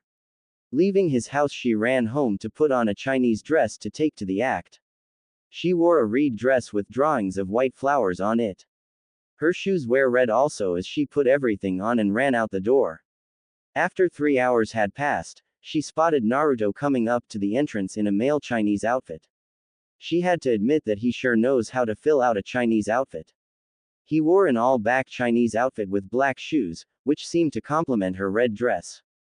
Being together, they attracted a lot of attention from people staring at them. As they went inside, she noticed that they were put in a separate room with an extravagant setting. Naruto-kun, what type of room is this? She wondered as they walked around the room. Realizing he didn't tell her, he immediately turned to her. Oh, that's right, it didn't tell you. It got tickets to watch the show from a VIP room, he exclaimed. Seeing the shocked look on her face, he knew it was a lot to take in for her. She had never done anything so fancy for her birthday, but knowing her expression, she came to tears over the perfect birthday she was having. Naruto-kun, again, thank you so much for this, she said, giving him a good kiss. Knowing he had made her very happy, he gave her his reply. I am to please my lover, of course, he said. She smiled as she took her seat and he took his seat. The show had begun. They saw amazing examples of Chinese history as well as Chinese gymnastics and martial arts. Tenten knew she could put this in her training. Naruto had seen the finer examples of weaponry like Tenten. He had noticed the many uses for the Kasaragi Gamma tool that many farmers used for crops. As a special ending to the show, they saw a play depicting two Chinese lovers secretly meeting each other in order to keep their love strong to each other. Both enjoyed the play as the ending came. At the exit, Tenten expressed her gratitude to her lover for the great time she had. It was close to 10 at night and they decided to go home. Before they left, Naruto asked for the last time today. Is there anything else you want for your birthday, Tenten? He asked. She stared at him and pondered what she could want. With a smile on her face, she nodded. Yes, there is, Naruto-kun, I want you again, she said. Naruto, shocked at the response, laughed with a slight hint of blushing. To respond to her, he turned to her. If it is what my Kanojo wants, he said. Her blushing at his comment, she responded back. Then, let's go, Koibito, she said. They left for his house. As they arrived at his house, they opened and closed the door. He had kissed her heavily, allowing his tongue to say hello to hers. They intermingled between each other and they had kept their mouths together in their passionate embrace. She felt his strong arms around her and felt a sense of protecting in them. He felt her soft body on his as he held her close to him. Breaking away for air, he removed her clothes and she removed his. It was her birthday, he was solely dedicated to give her pleasure. He kissed her neck and chest, revealing the moans from her mouth, saying that she was being satisfied. He went lower to her, keeping his hands over her body as he pulled her close to him. He had gotten better at teasing her. He knew the best spots to get her to moan perfectly. His breath had crept down her skin as he came to the private spot. He had licked it gently and started to be more aggressive in his technique. She had been feeling all the pleasure he was giving her. He had given her exactly what she wanted. He was always more than happy to give her pleasure. She could feel her consciousness slipping from the pleasure. She then let out a big moan as he licked her. She had fallen to the ground from that one touch. Knowing she couldn't hold on due to the pleasure, she laid back on the bed. She motioned for her lover to come to her. That felt great, Koibito, she said. Now continue to make me feel good, she said with a very pleasurable face. Naruto couldn't deny her request, one, because it was her birthday, and two, he wouldn't even if it wasn't her birthday. Of course, Kanojo, I will give you a good end to your birthday, he said. She got on her back and was ready to receive him. She wanted another magical night like last night. Not wanting to disappoint his love, he put his hardness inside her, which made her scream in a pleasure. She had grabbed the covers on the bed with one hand and, trying not to be loud, cover her mouth with the other. Naruto was moved fast for her. She could feel her walls take in his love more and more. The more he pushed, the harder she moaned. She was in a never-ending sea of pleasure. She realized that his endurance at their acts was one of his most promising features about him. About to come, he was ready to take it out, when she crossed her legs again, not let him get away. He turned and looked at her. It's okay, Koibito, give me all your love and I want to give you mine, she said with a red face from the pleasure. Nodding to her, he continued his pleasure for her as both neared the end of that journey. He was about to release all of his love into her again.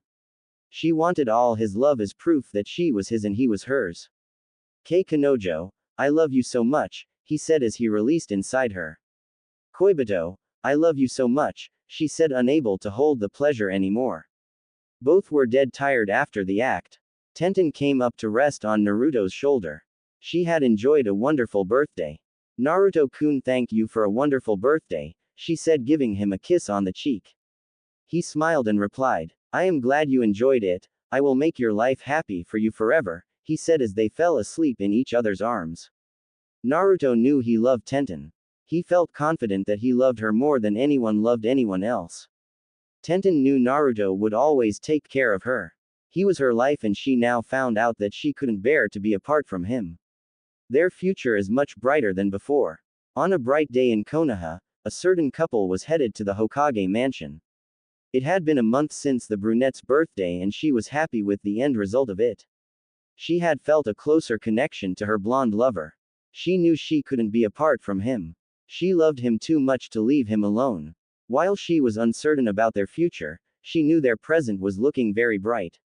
Why do you think Ba-chan summoned us to the Hokage mansion?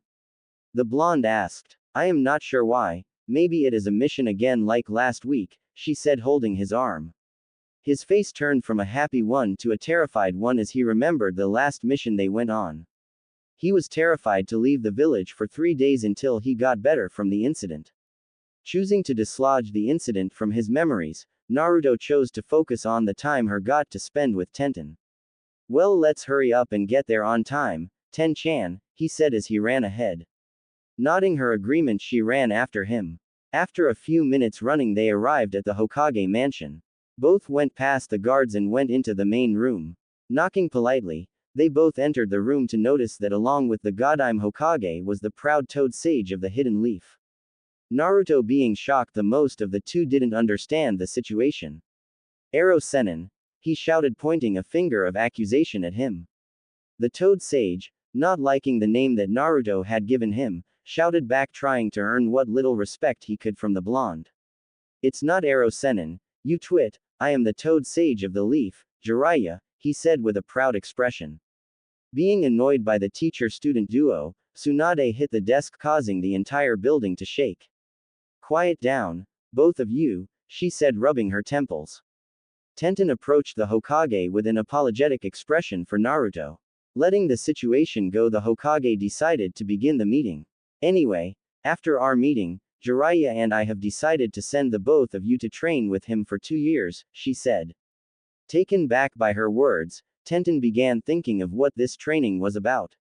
Naruto was, for once, thinking about it too. They had never left the village for such a long time. Not to mention that if they left, they would miss the next Chunin exams and would still be genin. As if the two Sannin were reading their minds, they had begun their explanation.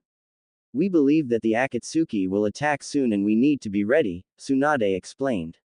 They both knew that the Akatsuki would be after Naruto's Biju. Tenten saw the concern in Naruto's eyes as he knew they were telling the truth.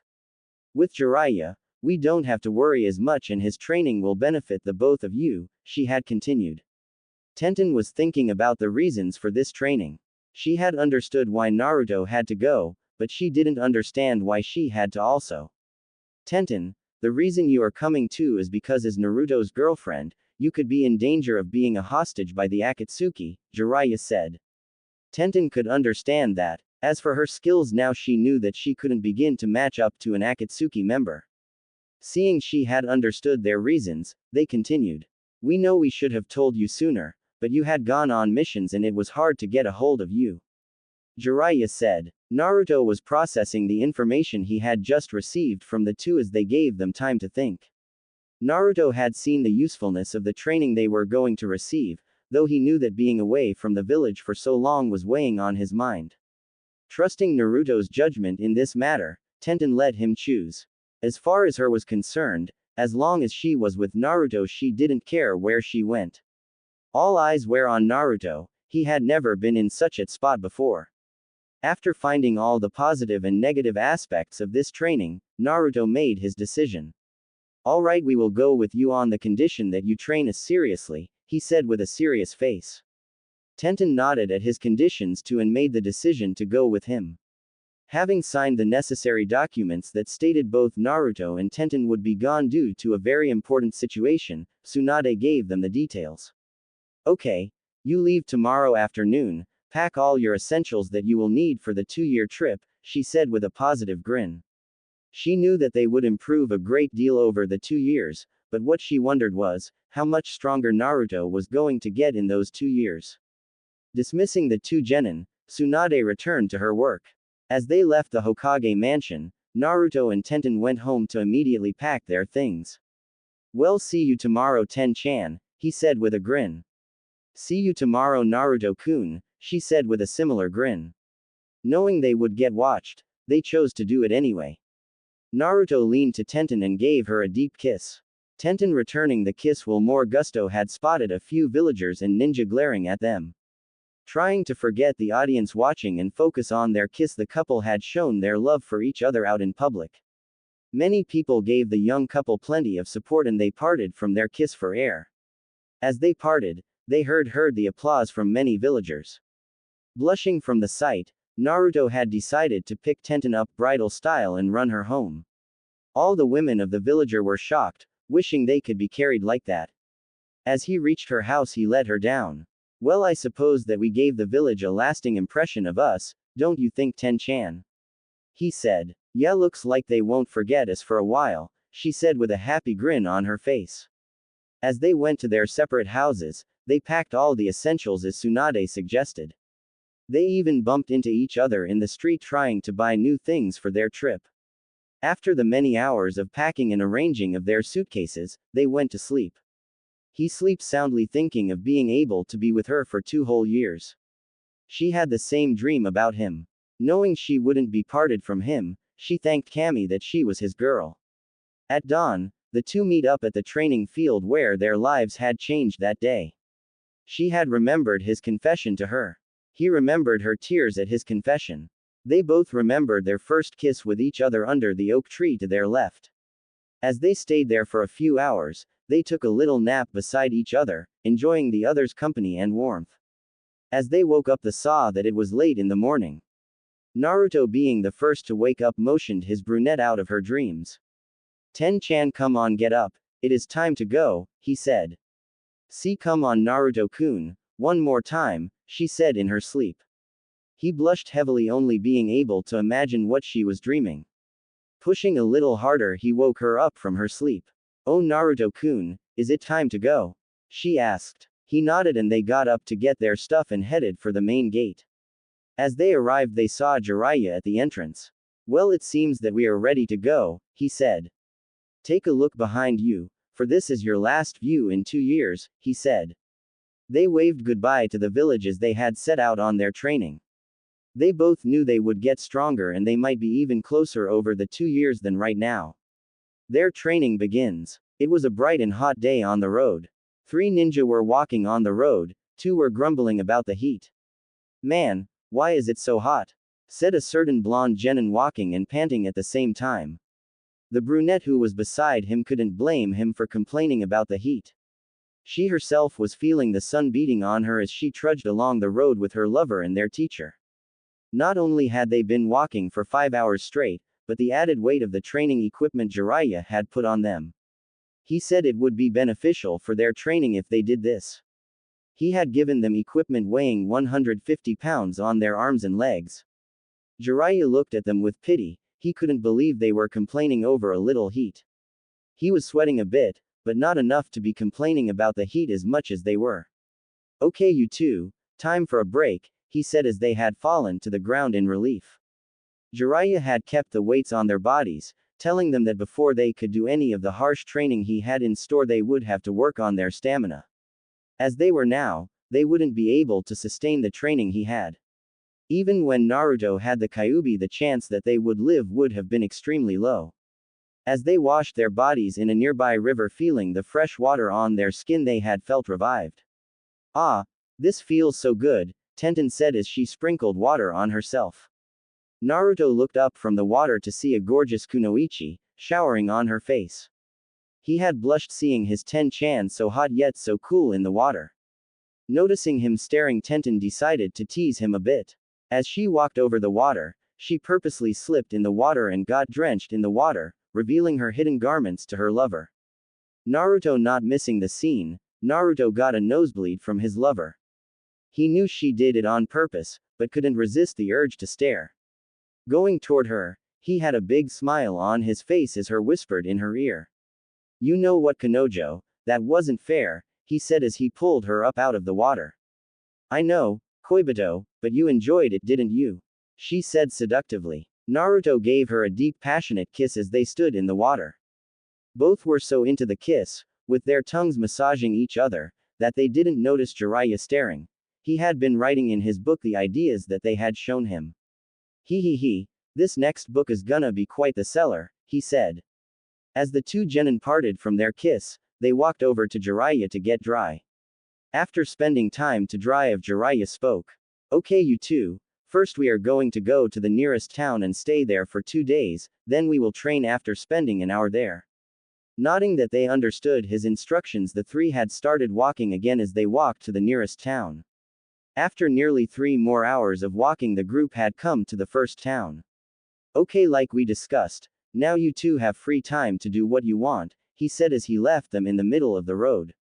Staring at each other for a while, Naruto decided to break the silence. So Ten-chan, what would you like to do? He asked. Her, knowing that he didn't have anything to do, decided to speak. Well, shall we look at some weapon shop, Whisker Boy? She said with a big smile. Him, knowing her passion for weapons, nodded as they spent the past hour or so in the weapon shops. Knowing it was time for training, they had left to rejoin their teacher in the fields outside the town. Oh, you're both here, good, you're both on time, he said.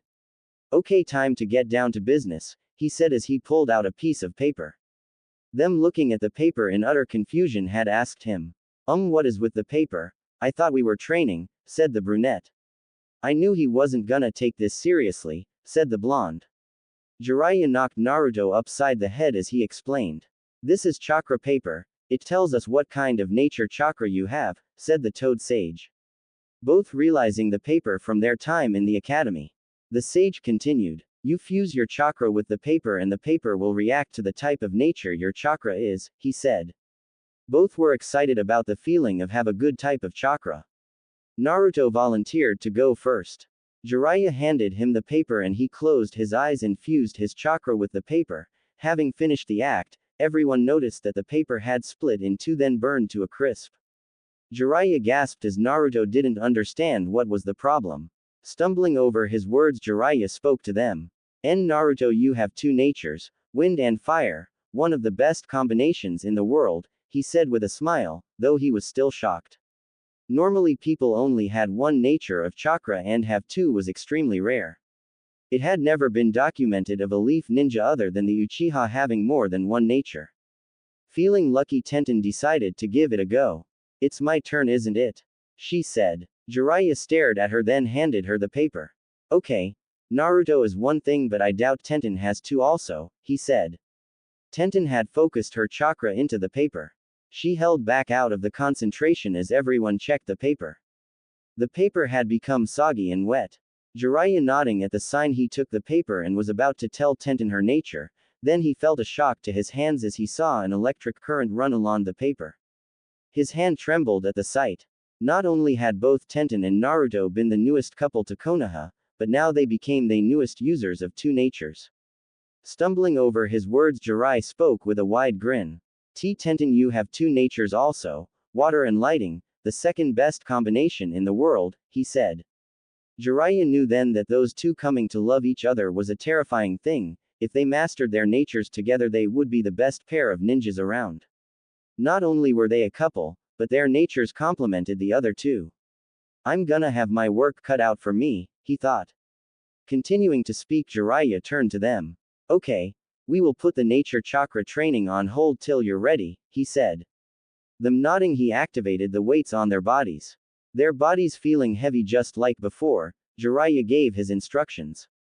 Both of you are to run around this 5-mile radius of clearing 20 times, he said as he walked off, leaving the genin alone.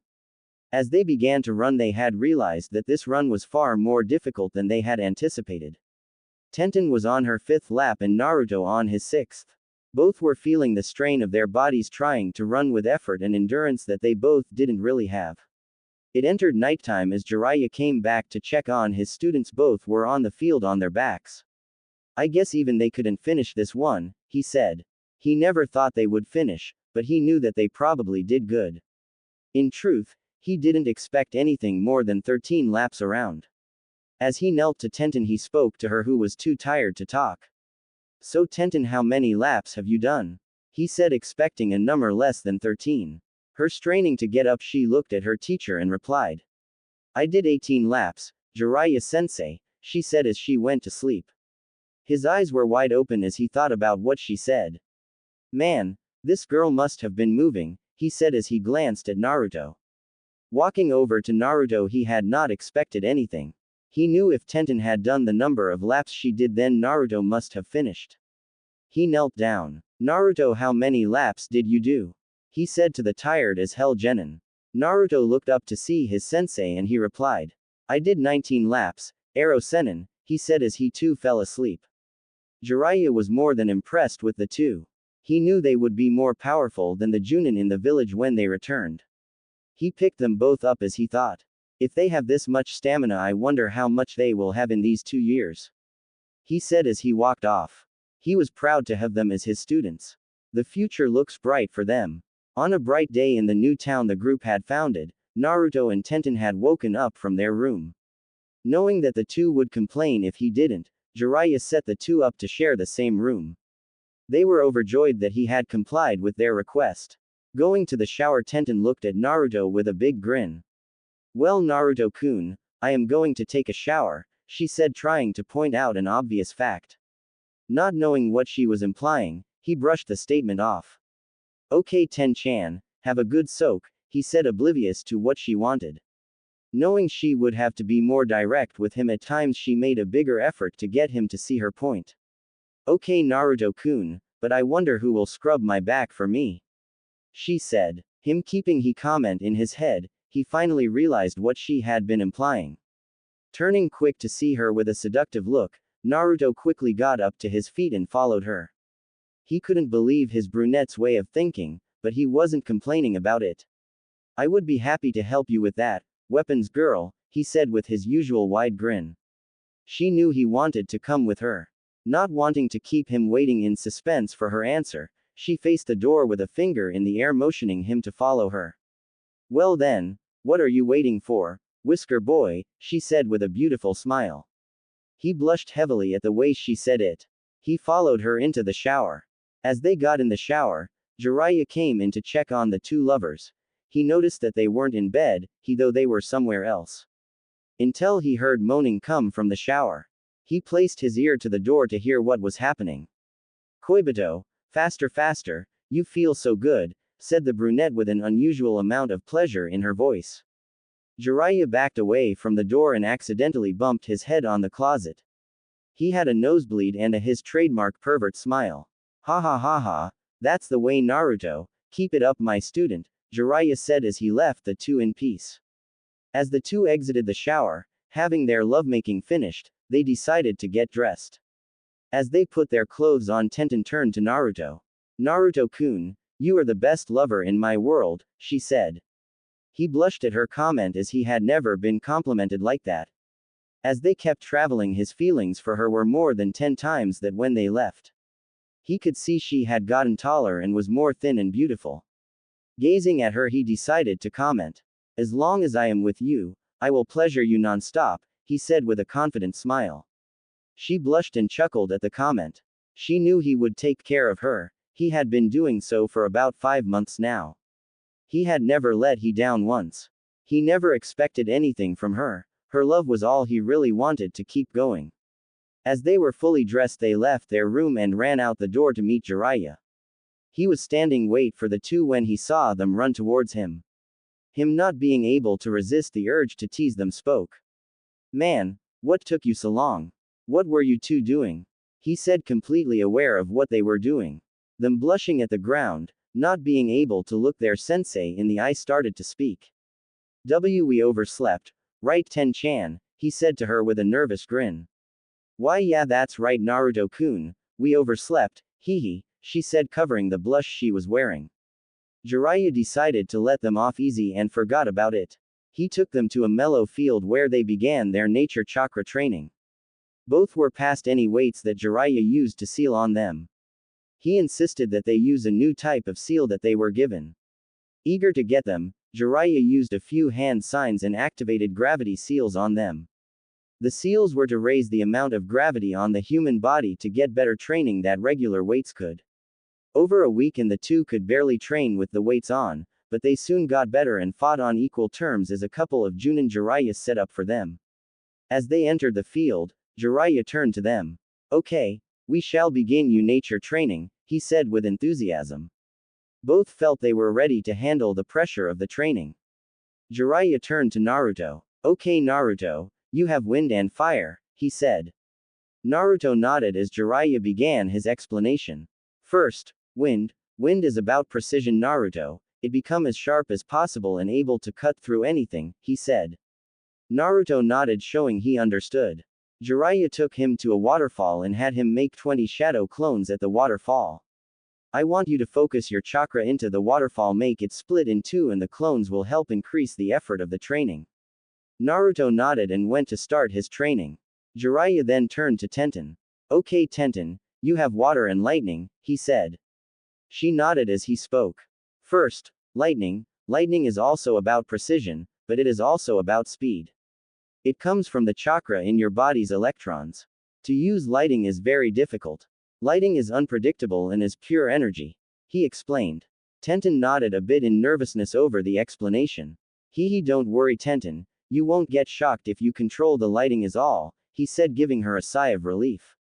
I want you to first learn to build up lighting in your hand, he said. She nodded, understanding the procedure from a few scrolls she read in Konoha. She tried to first get a feel for the electricity in her body. She could feel the little sparks of electricity in her body and she began. Holding out her hand, she tried to concentrate. Naruto was still busy trying to cut the water in half. He wasn't faring too well, but he knew he would get the hang of it. Both were training with little to no progress. They didn't think they would be able to get anything in the first day. Jiraiya noticed a storm was coming and motioned the two to come with him. They both ignored his call and still kept training despite the weather.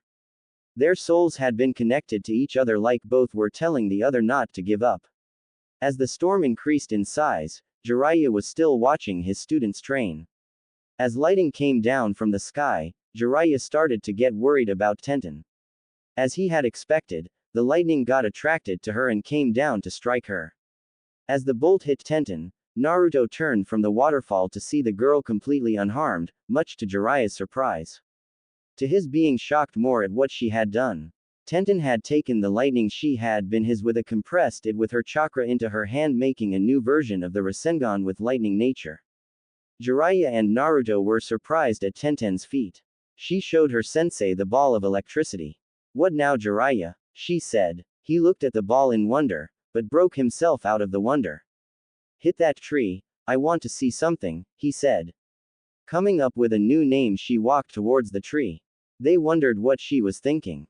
Lightning style, thunder pulse, she said as the ball of pure energy hit the tree. There was a big flash of light as all three closed their eyes. As the light vanished, they all look in awe at what was shown. Tenten not only blew the tree away, but left a giant crater in the middle of the would-be forest. The fact that she hasn't even mastered it yet scares me, Jiraiya said. He knew that if she had mastered it, she would have made a far bigger crater than that. The storm still raging, Naruto looked at Tenten in wonder. Their connection is what strived them to do better. He turned back to the waterfall and focused more. Jiraiya stared and Naruto wondering what he was about to do. Naruto cut the training to try an attempt at a jutsu using wind. He didn't think it would work, but he just wanted to do something. As he made hand signs, Tenten and Jiraiya looked at him. Wind STLYE, wind tunnel, he said, focusing at the water. After a few seconds, everyone looked at the sky to see a large tunnel of wind coming out of the sky. Naruto, deciding at the last minute to compress the wind and chakra more, did so. The wind began to spiral and Naruto jumped out of its way as it hit the waterfall. The high-pressure wind has caused everyone to close their eyes from the blast. As it calmed down, everyone opened their eyes. Jiraiya and Tenten had their jaws to the ground. They saw a giant hole in the middle of the water and a giant hole in the hill that was holding the waterfall to see clearly the exit of the tunnel to the destroyed trees behind the hill. Jiraiya was dumbfounded. He didn't know what to say. In all his years as a ninja, he had never seen such powerful jutsu by almost any ninja, let alone a genin. How much power do these two have? He thought. He realized they had caught on to the training pretty fast but still needed a bit of work. These two have the potential for strongest couple, he said with a rare look of seriousness. He thought it weird that these two with the strongest nature combinations were dating. He wondered if it was a coincidence. He let the thought go for a bit. Alright, you both have done good, now let's head back, he motioned. They nodded and left. They are gonna get stronger. I just know it, he said. Their connection to each other might be what makes them better than the Sanin. As they head back, he took a back glance at the work they did. It still shocked him that they would be bigger if the two master their natures, and this was just the first ones that they had started. He wondered about the other two. Turning back, he put it off and they arrived at the inn. Them going to their room and him to his room. They all had a pleasant sleep. After 2 years, how much will these two grow? It was another hot day on their journey, as the group of ninja had been to many towns and countries. The blonde and brunette who were under the teachings of the Toad Sage had surpassed the regular limits of most genin and chunin. They had the potential for great things. Over the past 4 months, Naruto and Tenten had been perfecting their first natures. They had put in a considerable amount of effort to learn to harness their nature. Naruto could now form tornadoes of about any size, and Tenten could now cause a lightning dragon to appear in the skies. As they walked, Jiraiya was in more deep thought. These two are extraordinary, they have completely mastered their first natures, he said with a look of confusion and joy. He was proud that his students were getting the hang of their training. Realizing the time, Jiraiya stopped them in the middle of their walking. What is it, Aro Senin? Naruto said in confusion. Jiraiya knocked him upside the head for the nickname. Continuing for the conversation, he looked at the two. Okay, you two have completely mastered your first natures, now for the second, he said. They both jumped for joy as they knew he would be giving them a different kind of training. Okay, so what are we waiting for? The brunette said eagerly, wanting to try some water jutsu. Yeah, let's go, said Naruto as he ran off. Jiraiya decided to train them all day for today. He felt it was compensation for their moments alone so he could get research. Okay, let's get started, he said with a grin of confidence. He took them to another open field. It was about twice as big as the last one they went to. Okay, Naruto, your second nature is fire. Fire comes from your will and drive to get things done. It is normally concentrated in the center of the stomach, he said, explaining to Naruto the nature. As Naruto nodded, Jiraiya gave his next instruction. Okay, fire is shot out of the mouth or at times from the surrounding area. Naruto, I want you to learn the needed hand signs for fire jutsu, he said, handing Naruto a scroll with word on it. Naruto grumbled a little at the scroll. He hadn't liked to study, but he knew it couldn't be avoided. He ran to a secluded spot and started to read. Jiraiya then turned to face Tenten. Alright, Tenten, your second nature is water. Water is focused by emotion. The stronger the emotion, the stronger the jutsu. However, water symbolizes calmness, so you must have a calm emotion to use the power effectively, he explained to her. She nodded that she understood. He gave her a scroll too and told her to go over the hand signs for water jutsu. She went next to Naruto and started to read. Jiraiya went off to the next town for supplies, leaving the two genin to their reading. After 4 hours of pure reading, both were starting to understand the process of using their second nature. Around the time they finished, Jiraiya returned to see that the two had put the scroll away and were running laps to warm up for their training. So you guys read the scrolls over, he said with a big grin, ready to start their training. Yeah, we are ready to start our nature training, Naruto stated as Jiraiya put the supplies on the ground. Okay, first, Tenten, water is found everywhere, even in the ground. You are to learn to draw that water out of the ground and water the plants in the surrounding area, he stated to her. She nodded and sat down and looked at the pile of plants. She placed her hand on top of the pile to try to bring the water to the surface. As she was doing that, Jiraiya turned to Naruto. Now Naruto, I know you don't like heat, but to master this nature you must become accustomed to it, he said to the blonde as he made his instructions known. You are to focus the heat around you and let it envelop your body and try to bring it to the center of your stomach. As a result, your stomach will feel warmer and hot from containing the hot chakra, and it will then mold the chakra into fire for you to use, he explained to Naruto, who had nodded that he agreed, which was a good thing that he was more attentive. Standing a few feet from Tenten, Naruto began his training. Jiraiya chuckled at the sight. He noticed that the two couldn't be apart from each other even when training. Haha, that is youth for you, he said as he sat down under a tree in the shade watching his students. In 10 hours, night had claimed the sky, the two genin were getting the hang of doing the training. Tenten managed to make a small fountain of water appear over the plants. Naruto drawing in the heat around him and was able to bring it to the center of his stomach, but would stop because of the burning his stomach was feeling. Yeah, Naruto, the stomach has to get adjusted to the heat, he thought to himself. Having seen enough of what they could do, he was surprised to see that they didn't learn a giant jutsu like with their first natures. They all went back to get some rest from the training. As Naruto and Tenten went to their room, they had thought about what to do with their new training. Both puzzled over the issue before sleep had claimed them both. They laid in each other's arms that night. Morning came and they had gotten up earlier than Jiraiya. They went back into the fields to work on their nature training. They had gotten much better at the training. Tenten could now make a bigger fountain of water for the plants, and Naruto's stomach had gotten adjusted to the heat from the chakra. As Jiraiya woke up, he saw that his students weren't in their room. He knew then that they were training. Haha, Naruto, I can understand, but you, Tenten, now that is a shock. I guess this just proves you're his girlfriend, he said. He had arrived at the training area to see that they had been practicing hand signs to form their nature jutsus. He had seen Naruto make a fireball from his mouth and was impressed by it. He saw Tenten make a water dragon from the water she had pulled out from the earth. Clapping his hands, Jiraiya nodded at the two, impressed that they had come far. To his misunderstanding, they had explained to him. No, sensei, that was just a basic, we can do better ones, Naruto said, stunning the toad sage with his words. Feeling it was a joke, he laughed. Haha, yeah right kid, your jokes aren't funny, he said.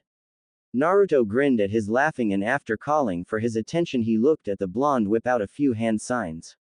Naruto stated his new jutsu. Fire style. Supreme Dragon Flame Bombs, he shouted. Fierce fire had come from his mouth. It torched a giant line of plants all the way to a nearby hill. Jiraiya had his mouth to the ground as he had tried to process what had happened. The jutsu Naruto did was an upper Junin level jutsu. He turned to face Tenten, who was smirking. Not denying his interest, she whipped out her handsings and said her new jutsu. Water style. Reverse Dragon Wave, she shouted. From the field came a giant water dragon that rammed itself into the field. It turned the burning field into a wet and damp one. Jiraiya was at a loss of words for these two. It took him months to learn just one nature, and here they were learning two each. He couldn't see the end to their potential. They looked at him and with a smirk said something interesting. Jiraiya-sensei, let us show you something else, she said, causing the sage to form a curious look. They smirked and replied, we will show you our love for each other through our nature, they said. He still wondered what they could be planning, though he had a good idea. Holding hands, they said their words with a new STLYE. Twin nature style. Ice Dragon Jutsu, they shouted. As they shouted, more water came from the ground and wind came from nowhere. The wind had frozen the water, but it still moved, forming a beautiful ice dragon that rammed into the field, leaving a giant hole, showing how far hard the ice dragon was. Jiraiya was astounded. They had been able to combine their nature to form another nature. They still weren't done. They were going to show him how much they trained behind his back. Holding hands again, they said their next jutsu. Twin nature style. Fireball Flash. As Naruto shot a fireball from his mouth, Tenten shot a lightning technique through the sky. The lightning hit the fireball, and because of the light, the ball seemed to disappear from view, then came back into view to explode at another hill adjacent to the other one. Next was their individual jutsus. Jiraiya couldn't even come close to comprehending the situation he was seeing. Tenten Steel First. Twin nature style. Instant Water Dragon Jutsu, she shouted. The sky darkened, showing thunder clouds as the water clouds combined with the lightning. An electrified water dragon came roaring out of the clouds. She signaled he had down on the faraway target. The dragon obeyed and hit the ground in less than a second. After the attack was an extremely big crater, then the bottom could not be seen. Jiraiya was too awestruck to comprehend their growth. No student of his had progressed so much. Naruto stood next. He showed his hand signs. Twin nature saintly. Fierce fire spin, he shouted. In combination to his wind chakra, the fire chakra grew to an enormous height that seemed to break the sky in two. It was a more powerful and fire-elemented jutsu similar to the second Hokage's water wall jutsu. As the fire settled down, Jiraiya realized that these two didn't have the potential to be the greatest ninja. In 2 years they would be the greatest ninja. They had performed not only their own jutsu, but these jutsu were easily above Junin level jutsu. Why, you guys are incredible, he said. They blushed at his comment. It is because of my love for Ten-chan that it worked, Naruto said. It is because of my love for Naruto-kun that it worked, Tenten said. Their connection to each other was probably the strongest connection between a girl and boy. They had put so much trust in each other that even at times their breathing was the same. They could tell what the other was thinking without talking to each other. Not that they didn't enjoy talking to each other, but their connection was at a new high. Nothing could break this trust. They had trusted 100% of their lives to the other, knowing the other would not betray them. Naruto-kun, the brunette said. Yes, Ten-chan, he said to her. I love you so much, she said to him. Hearing the comment, he kissed her with an intense passion. They didn't care that their sensei was still there. They could only focus on each other as their kiss deepened. Their tongues had massaged each other and the exchange of fluids made the kiss more erotic. She to the point where she couldn't live without him and he couldn't live without her. As they parted for air, they went back to the hotel at the suggestion of Tenten. They had needed each other too much to ignore the feeling anymore. Jiraiya was awestruck still about the jutsu. He knew that in 2 years, not even the Sannin could beat them together. The 2 years will be an amazing change. 2 years later. It was a hot day in Konoha. Everyone was going about their business as usual. The marketing and shops were all open and people were happily living out their lives. A chunin wearing all pink had come down to the market to check on progress. Okay, everything seems to be in order here, the PNK Kunoichi said as she walked down the road. The chunin exams were held last year for the genin again. She and the rest of the 9 rookies made chunin, with the exception of the male Hyuga who made junin. Walking down remembering the past, Sakura had bumped into 2 of her friends who were on a casual walk. Hey Hinata, hey Neji, she shouted at them. It was a rarity to see the 2 Hyuga together. Neji had been much kinder to Hinata after his realization after the chunin exam with Naruto. Oh hello Sakura, how do you do? Said the 2 Hyugas. As she ran up towards them, they all were thinking about the different missions that they would be going on in a few weeks. They all had been requesting to be put on missions for so long that Tsunade's patience was wearing thin. As the 3 were chatting, they soon saw the rest of their teammates. Wow, everyone is here. Why is everyone here at this time? Sakura asked in confusion. Everyone was shocked to know that Sakura had forgotten what day it was. Everyone looked at her with a disappointed face. Wow Sakura, that is cold, said Lee. I can't believe you don't know what today is, Kiba said with a bark from his no longer small dog, Akamaru. Or even capable of compassion. Shino stated much to her dismay. This is why women's minds are so troublesome, the lazy genius stated. Even I remember what today is, the rival of the pink Kunoichi stated. Having a growing rage at the barrage of insults that kept coming at her, Sakura was nearing the end of her rope. She really didn't know what was so special about today. It seemed just like any other day. She had noticed that everyone had walked past her in disappointment. Running after them, she stopped them with an angry smile that everyone knew meant trouble. Will you just tell me what today is? She shouted, causing everyone to jump back in fright. Everyone was too scared to answer her. They knew she was a student of the 5th and as such she had a very powerful left hook, though she wasn't leaf-handed. Snapping out of the fright that startled them, Shikamaru stepped forward to answer as everyone except Neji and Shino hid behind Shikamaru. Man, how troublesome, you really don't know what today is? He asked, still shocked she didn't. Almost losing all her patience, she mustered up a pretty but deadly smile. No Shika, I don't know, now tell me, she asked with a hint of demon in her voice. Shikamaru was still scared by her, but persevered as everyone took a giant step back, leaving him all alone. Sigh, that is a shame, Sakura. We are going to the front gate to meet Naruto and Tenten, he said. Sakura was at a loss for words. She couldn't believe she forgot the day they were coming back. Feeling depressed, she curled up into a corner and poked at some weeds. What is wrong with me? How could I forget that? Of all things, how could that be forgotten?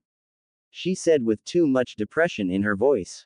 Everyone came back to where Shikamaru was standing.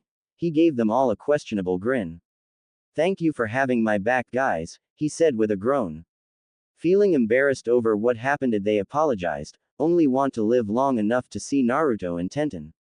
Sakura, still in her corner, was consoled by Hinata into getting up to go see them. They all got up and left. As they all walked, they noticed a number of the citizens of Konoha were coming too. Everyone had missed their blonde troublemaker and brunette weapons expert.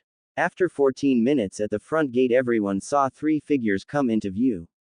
As the figures came into view, everyone began to get excited at the people who were coming. First was the Toad Sage, who was happy to be back in his village. He came up to the front gate. He had gathered everyone's attention. People, here come the two of the hour, Naruto and Tenten, he shouted so everyone could hear. As the couple came into view, everyone was shocked by what they saw. Their eyes were wide and their mouths dropped to the ground. They saw a more muscular Naruto in an orange and black jumpsuit carrying his lover bridal style to get a reaction from the crowd. Everyone was jumping for joy that the two could make an entrance like that. As Naruto set her down, she performed the next thing they practiced for their entrance. Tenten made a few hand signs and grabbed her lover. They were a good 32 feet from the crowd. Suddenly the sky darkened and thunder clouds appeared. The lighting had dropped down on the two lovers as they went into the sky and shot down right in front of the crowd. Everyone was shocked by the sight. They had come up to the crowd with wide smiles. Everyone, we are back, they shouted as the crowd cheered. Everyone had missed the couple that used to roam the streets.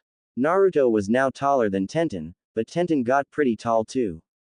As the most of the crowd dispersed, mostly because they only stopped to greet the returnees and had major work that needed to be done. Only the rookie 9 and a few Junin remained. Well, that was quite the entrance, you two, Kakashi spoke looking at his Ika book. You guys are so troublesome, said the lazy genius, though being impressed with the entrance. Awesome entrance, you guys, said Choji, Lee, and Kiba, all excited. Everyone was talking with many questions about the two. Most came from Ino, who had a rather interesting question to ask, again. So how far have you gone since you were away? She asked, causing everyone to get thrown back.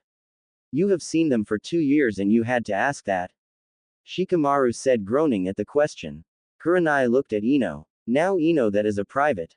We went all the way and I loved it, Tenten said, interrupting the Genjutsu Junin as everyone hit the ground. Www, what did you say? Asked a blushing Hinata, who then fainted from the images that had entered her mind. You can't be serious. Oh my goodness, wow, I didn't need to know that. That is youth for you, shouted the various comments that had come for the intensely blushed rookie genin ninja. Tenten continued to shock them. That's right, he was great, she said, sending more chills up their spines. Ah, no more images, they all protested. Knowing she shocked them enough, she did one last thing to them. And Naruto-kun is mine, so everyone is to back off him, she said, wrapping her hands around him and giving him a kiss on the cheek. Everyone totally lost in got a variety of nosebleeds. Even Neji couldn't keep his composure. Deciding the torment was enough, they both smirked and stopped to start a regular conversation.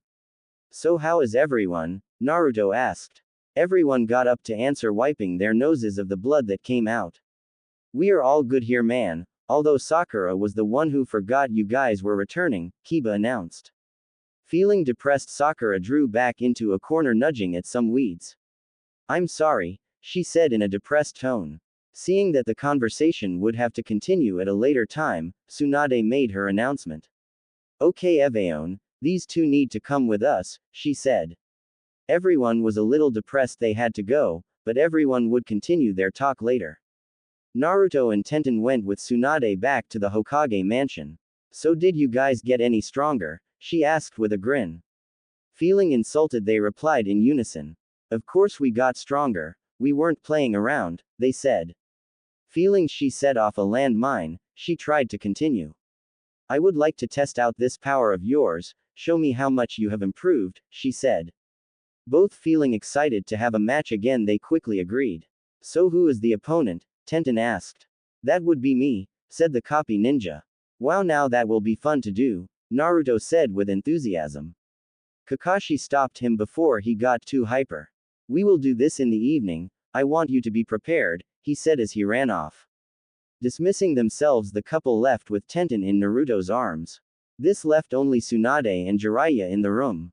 So honestly tell me, Jiraiya, how strong are these two? She asked with a serious look. He looked at her with a grin as he headed for the door. You will have to see this evening, he said, making her groan in disappointment. He turned to her before leaving. Though I will say, you should probably appoint them to Junin after this, he said with a grin as he left. Tsunade puzzled over his words, not understanding what he meant. As she looked at the mountain of paperwork she had, she could only smile. This evening will be most interesting, she said as she turned to her paperwork. The match with Kakashi is sure to draw a good amount of attention from the Leafs Ninja and the Rookie 9. Reaching late evening in Konoha, the blonde and brunette couple strolled down the Konoha road, seeing familiar shops and store owners who had been waving to the couple. Blushing the attention, they turned to other places that they missed. Naruto took Tenten near the fancy restaurant that they had gone to on their first date. You remember this place, Ten-chan, he said with a smile as he faced her. She turned to him, remembering their first date that had turned into a true relationship for them both. How could I forget our first date, she said to her blonde lover. Yeah, you love the food here, he said. He knew that he could never do better than her. She was his foundation in times of doubt or trouble. He just couldn't live without her. She turned to him, staring at the eyes that seemed to draw her in, similar to her first experience with the Sharingan. Naruto's eyes were so powerful to her. His eyes were one of her weak points. Tenten felt that if she had looked into those eyes, nothing would get past him. She never kept secrets from Naruto. She trusted him with all her love and heart. She didn't even trust her own squad this much. As she gazed at him, he turned to her to ask her a question that shook her out here days. Tenten, you know I love you, right? I can't bear to stay away from you, he said with a look that suggested he was trying to make point. She stared at him in utter shock. Of course she loved him and she knew he loved her. For him to ask was a surprising thing. She started to reply to his statement as he gave her a serious look. Of course I know you love me, and I love you completely, Naruto-kun, she said with a concerned look on her face. Much to her surprise, his serious look turned into a happy one as he got down on one knee. She thought he was insane to do this. He wasn't gonna back out of what he was gonna say to her. Ten-chan, I love you so much, I want you to come live with me, he said as he stared at her. She had never been offered such a statement. She knew she loved him too much. She loved him so much that it pained her to be away from him. She knew he felt the same way about her. As she thought over what they were getting into, she couldn't help but smile with a few tears in her eyes. Naruto-kun, I would love to live with you, she stated to him. He jumped for joy that she had accepted his arrangement. As he picked her up bridal style, much to the shock of the smiling villagers, he ran off to her house. Well, we have 3 hours before we have to fight Kakashi. Let's get you settled in weapons, girl, he said as he ran. She could only blush. Every time she was in his arms, she felt that she was being protected by a god. She could feel all the warmth in his body. A warmth that had been directed at her. Being the most powerful couple in Konoha felt good for them, though that was a secret until the fight.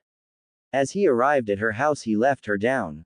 Just give me a minute, Whisker Boy, she said as her disappeared behind the door. After 15 minutes in her house, she came out with a giant scroll. Naruto wondered where her stuff was until it hit him. She had sealed the stuff into the scroll. He picked up her scroll and turned to her. Well, we have 2 hours to settle all of your stuff, he said. They took to the rooftops and ran to their new house. She opened the door to see the still clean room had been refurbished by some of the ninjas while they were gone. The place looked 3 times as big as when they left, which was good, considering they would be living together. Really, what concerned Naruto about the move into his house was the space, but that wasn't an issue anymore. Unsealing her stuff on the floor, Tenten turned to Naruto, who made 3 clones to help with the moving. Sharing the same room, Naruto put all his clothes to one side and Tenten's clothes to the other side. As they put everything to the necessary spaces, the room was looking more like a woman-man living arrangement. Even though they weren't married, they both felt it was close enough until they were sure about it. After cleaning, Naruto looked at the time. Their showdown would start in 35 minutes. It was dark, so each ninja had a good element for surprise. Before they ran out the door, Naruto stopped Tenten and faced her. She wondered if she forgot something. He put his right hand on top of her left as he left. She stared at what he had given her. It was a copy key to the house that he had. She was now officially moved into her lover's house. "Thank you, Naruto-kun," she said in her thoughts as they left to face their sensei at the training grounds. 24 minutes later, they arrived at the training ground to see Kakashi there before them. Naruto was shocked, because he was always super late whenever it came to anything. "Wow, you're early for once, Kakashi-sensei," Naruto said, a little happy. Kakashi laughed a little, knowing why Naruto had said that. "Even I can take things seriously," he said, putting away his Ika Ika book. The 3 noticed that a significant number of ninja had come to watch. Everyone was excited to see how much the 2 had grown, not knowing that Kakashi was totally outclassed. As Jiraiya and Tsunade came, they got started. Jiraiya shouted to Kakashi, "Don't underestimate them, Kakashi, you will get hurt if you do," he shouted. Kakashi took it as a joke. He had known that they had gotten stronger, but to challenge him was nearly impossible, much to his misunderstanding. As Jiraiya laid back, Tsunade talked. "Only on to the match, Kakashi versus Naruto and Tenten, match begin," she shouted as she left. They stared at each other for a good minute. Naruto began the fight. He threw a shuriken at Kakashi. He easily blocked it into the air to notice Tenten threw a kunai at him. As he sent the kunai into the air, he felt like pitying them for the poor display they had given, but as he came down he felt something scratch his left arm. It was the shuriken that Naruto had thrown. Tenten threw the kunai at Kakashi, knowing he would send it to hit Naruto's shuriken and sent it back down, hitting Kakashi. "Man, that surprised me," he thought. He could see that they had improved their teamwork, but wasn't sure what made Jiraiya say what he said. As Naruto lunged at Kakashi, they exchanged a barrage of blows, countering the other over and over. As they ended the barrage, Naruto had been sweating and Kakashi was forced to awaken his Sharingan. Tenten came up on Kakashi to continue to blows that Naruto had finished. She was countered too by Kakashi. She hit the ground too, breathing hard. Kakashi seemed sorely disappointed. He expected more from 2 years of training. Tsunade turned to Jiraiya. "Make these 2 Junin. Are you kidding, Jiraiya?" she asked as she was close to laughing. She only stopped to see Jiraiya was the same smile he was wearing when the show started. "Come on guys, are you done already?" Kakashi said, nodding his head down. He didn't understand, but his words would be his biggest mistake. As Naruto came from the ground, he picked up Tenten. "You tired, Ten-chan?" he asked with a grin. "Please, Naruto-kun, I can't believe Kakashi is this slow," she said with a bigger grin. They then started to remove their physical weights off their bodies. As the weights hit the ground, they made a very loud bang, showing a good-sized crater. Kakashi then knew they weren't fighting him seriously. The fight began again. Kakashi with his Sharingan was ready. As it started, the 2 disappeared. Kakashi was shocked at what he saw. His Sharingan had seen them, but it was more of a blur than the actual image itself.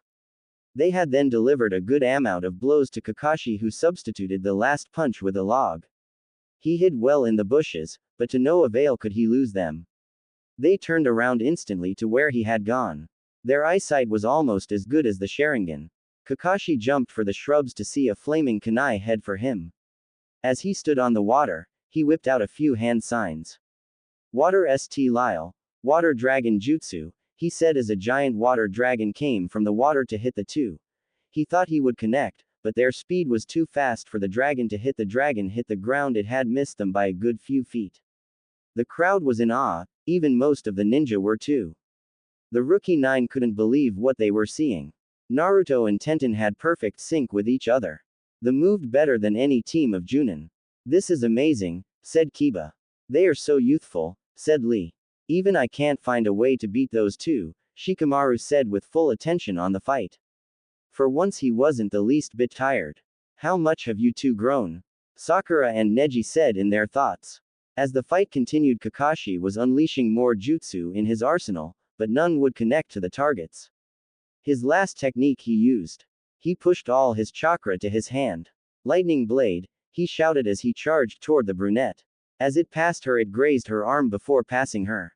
As she put her hand over her wound, Kakashi said to her, "You still have a lot to learn, little weapons girl," Kakashi mocked.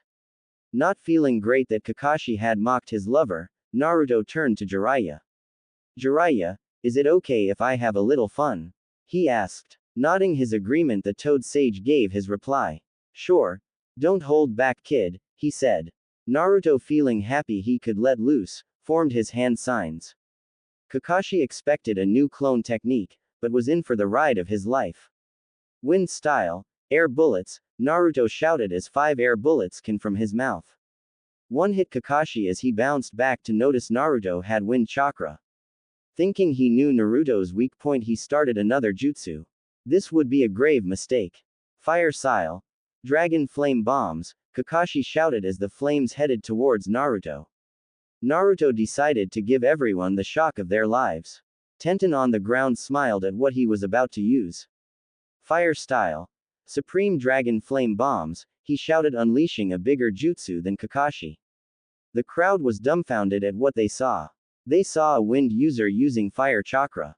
Tsunade was surprised too, knowing this happened. The rookie 9 couldn't hold back the question that had formed into their heads.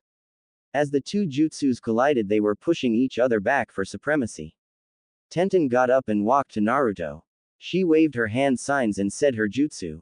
"Lightning style, God's thunder axe," she shouted. The sky darkened more to show the thunder clouds. Soon Kakashi knew he was in over his head. He should have listened to Jiraiya and not underestimate them.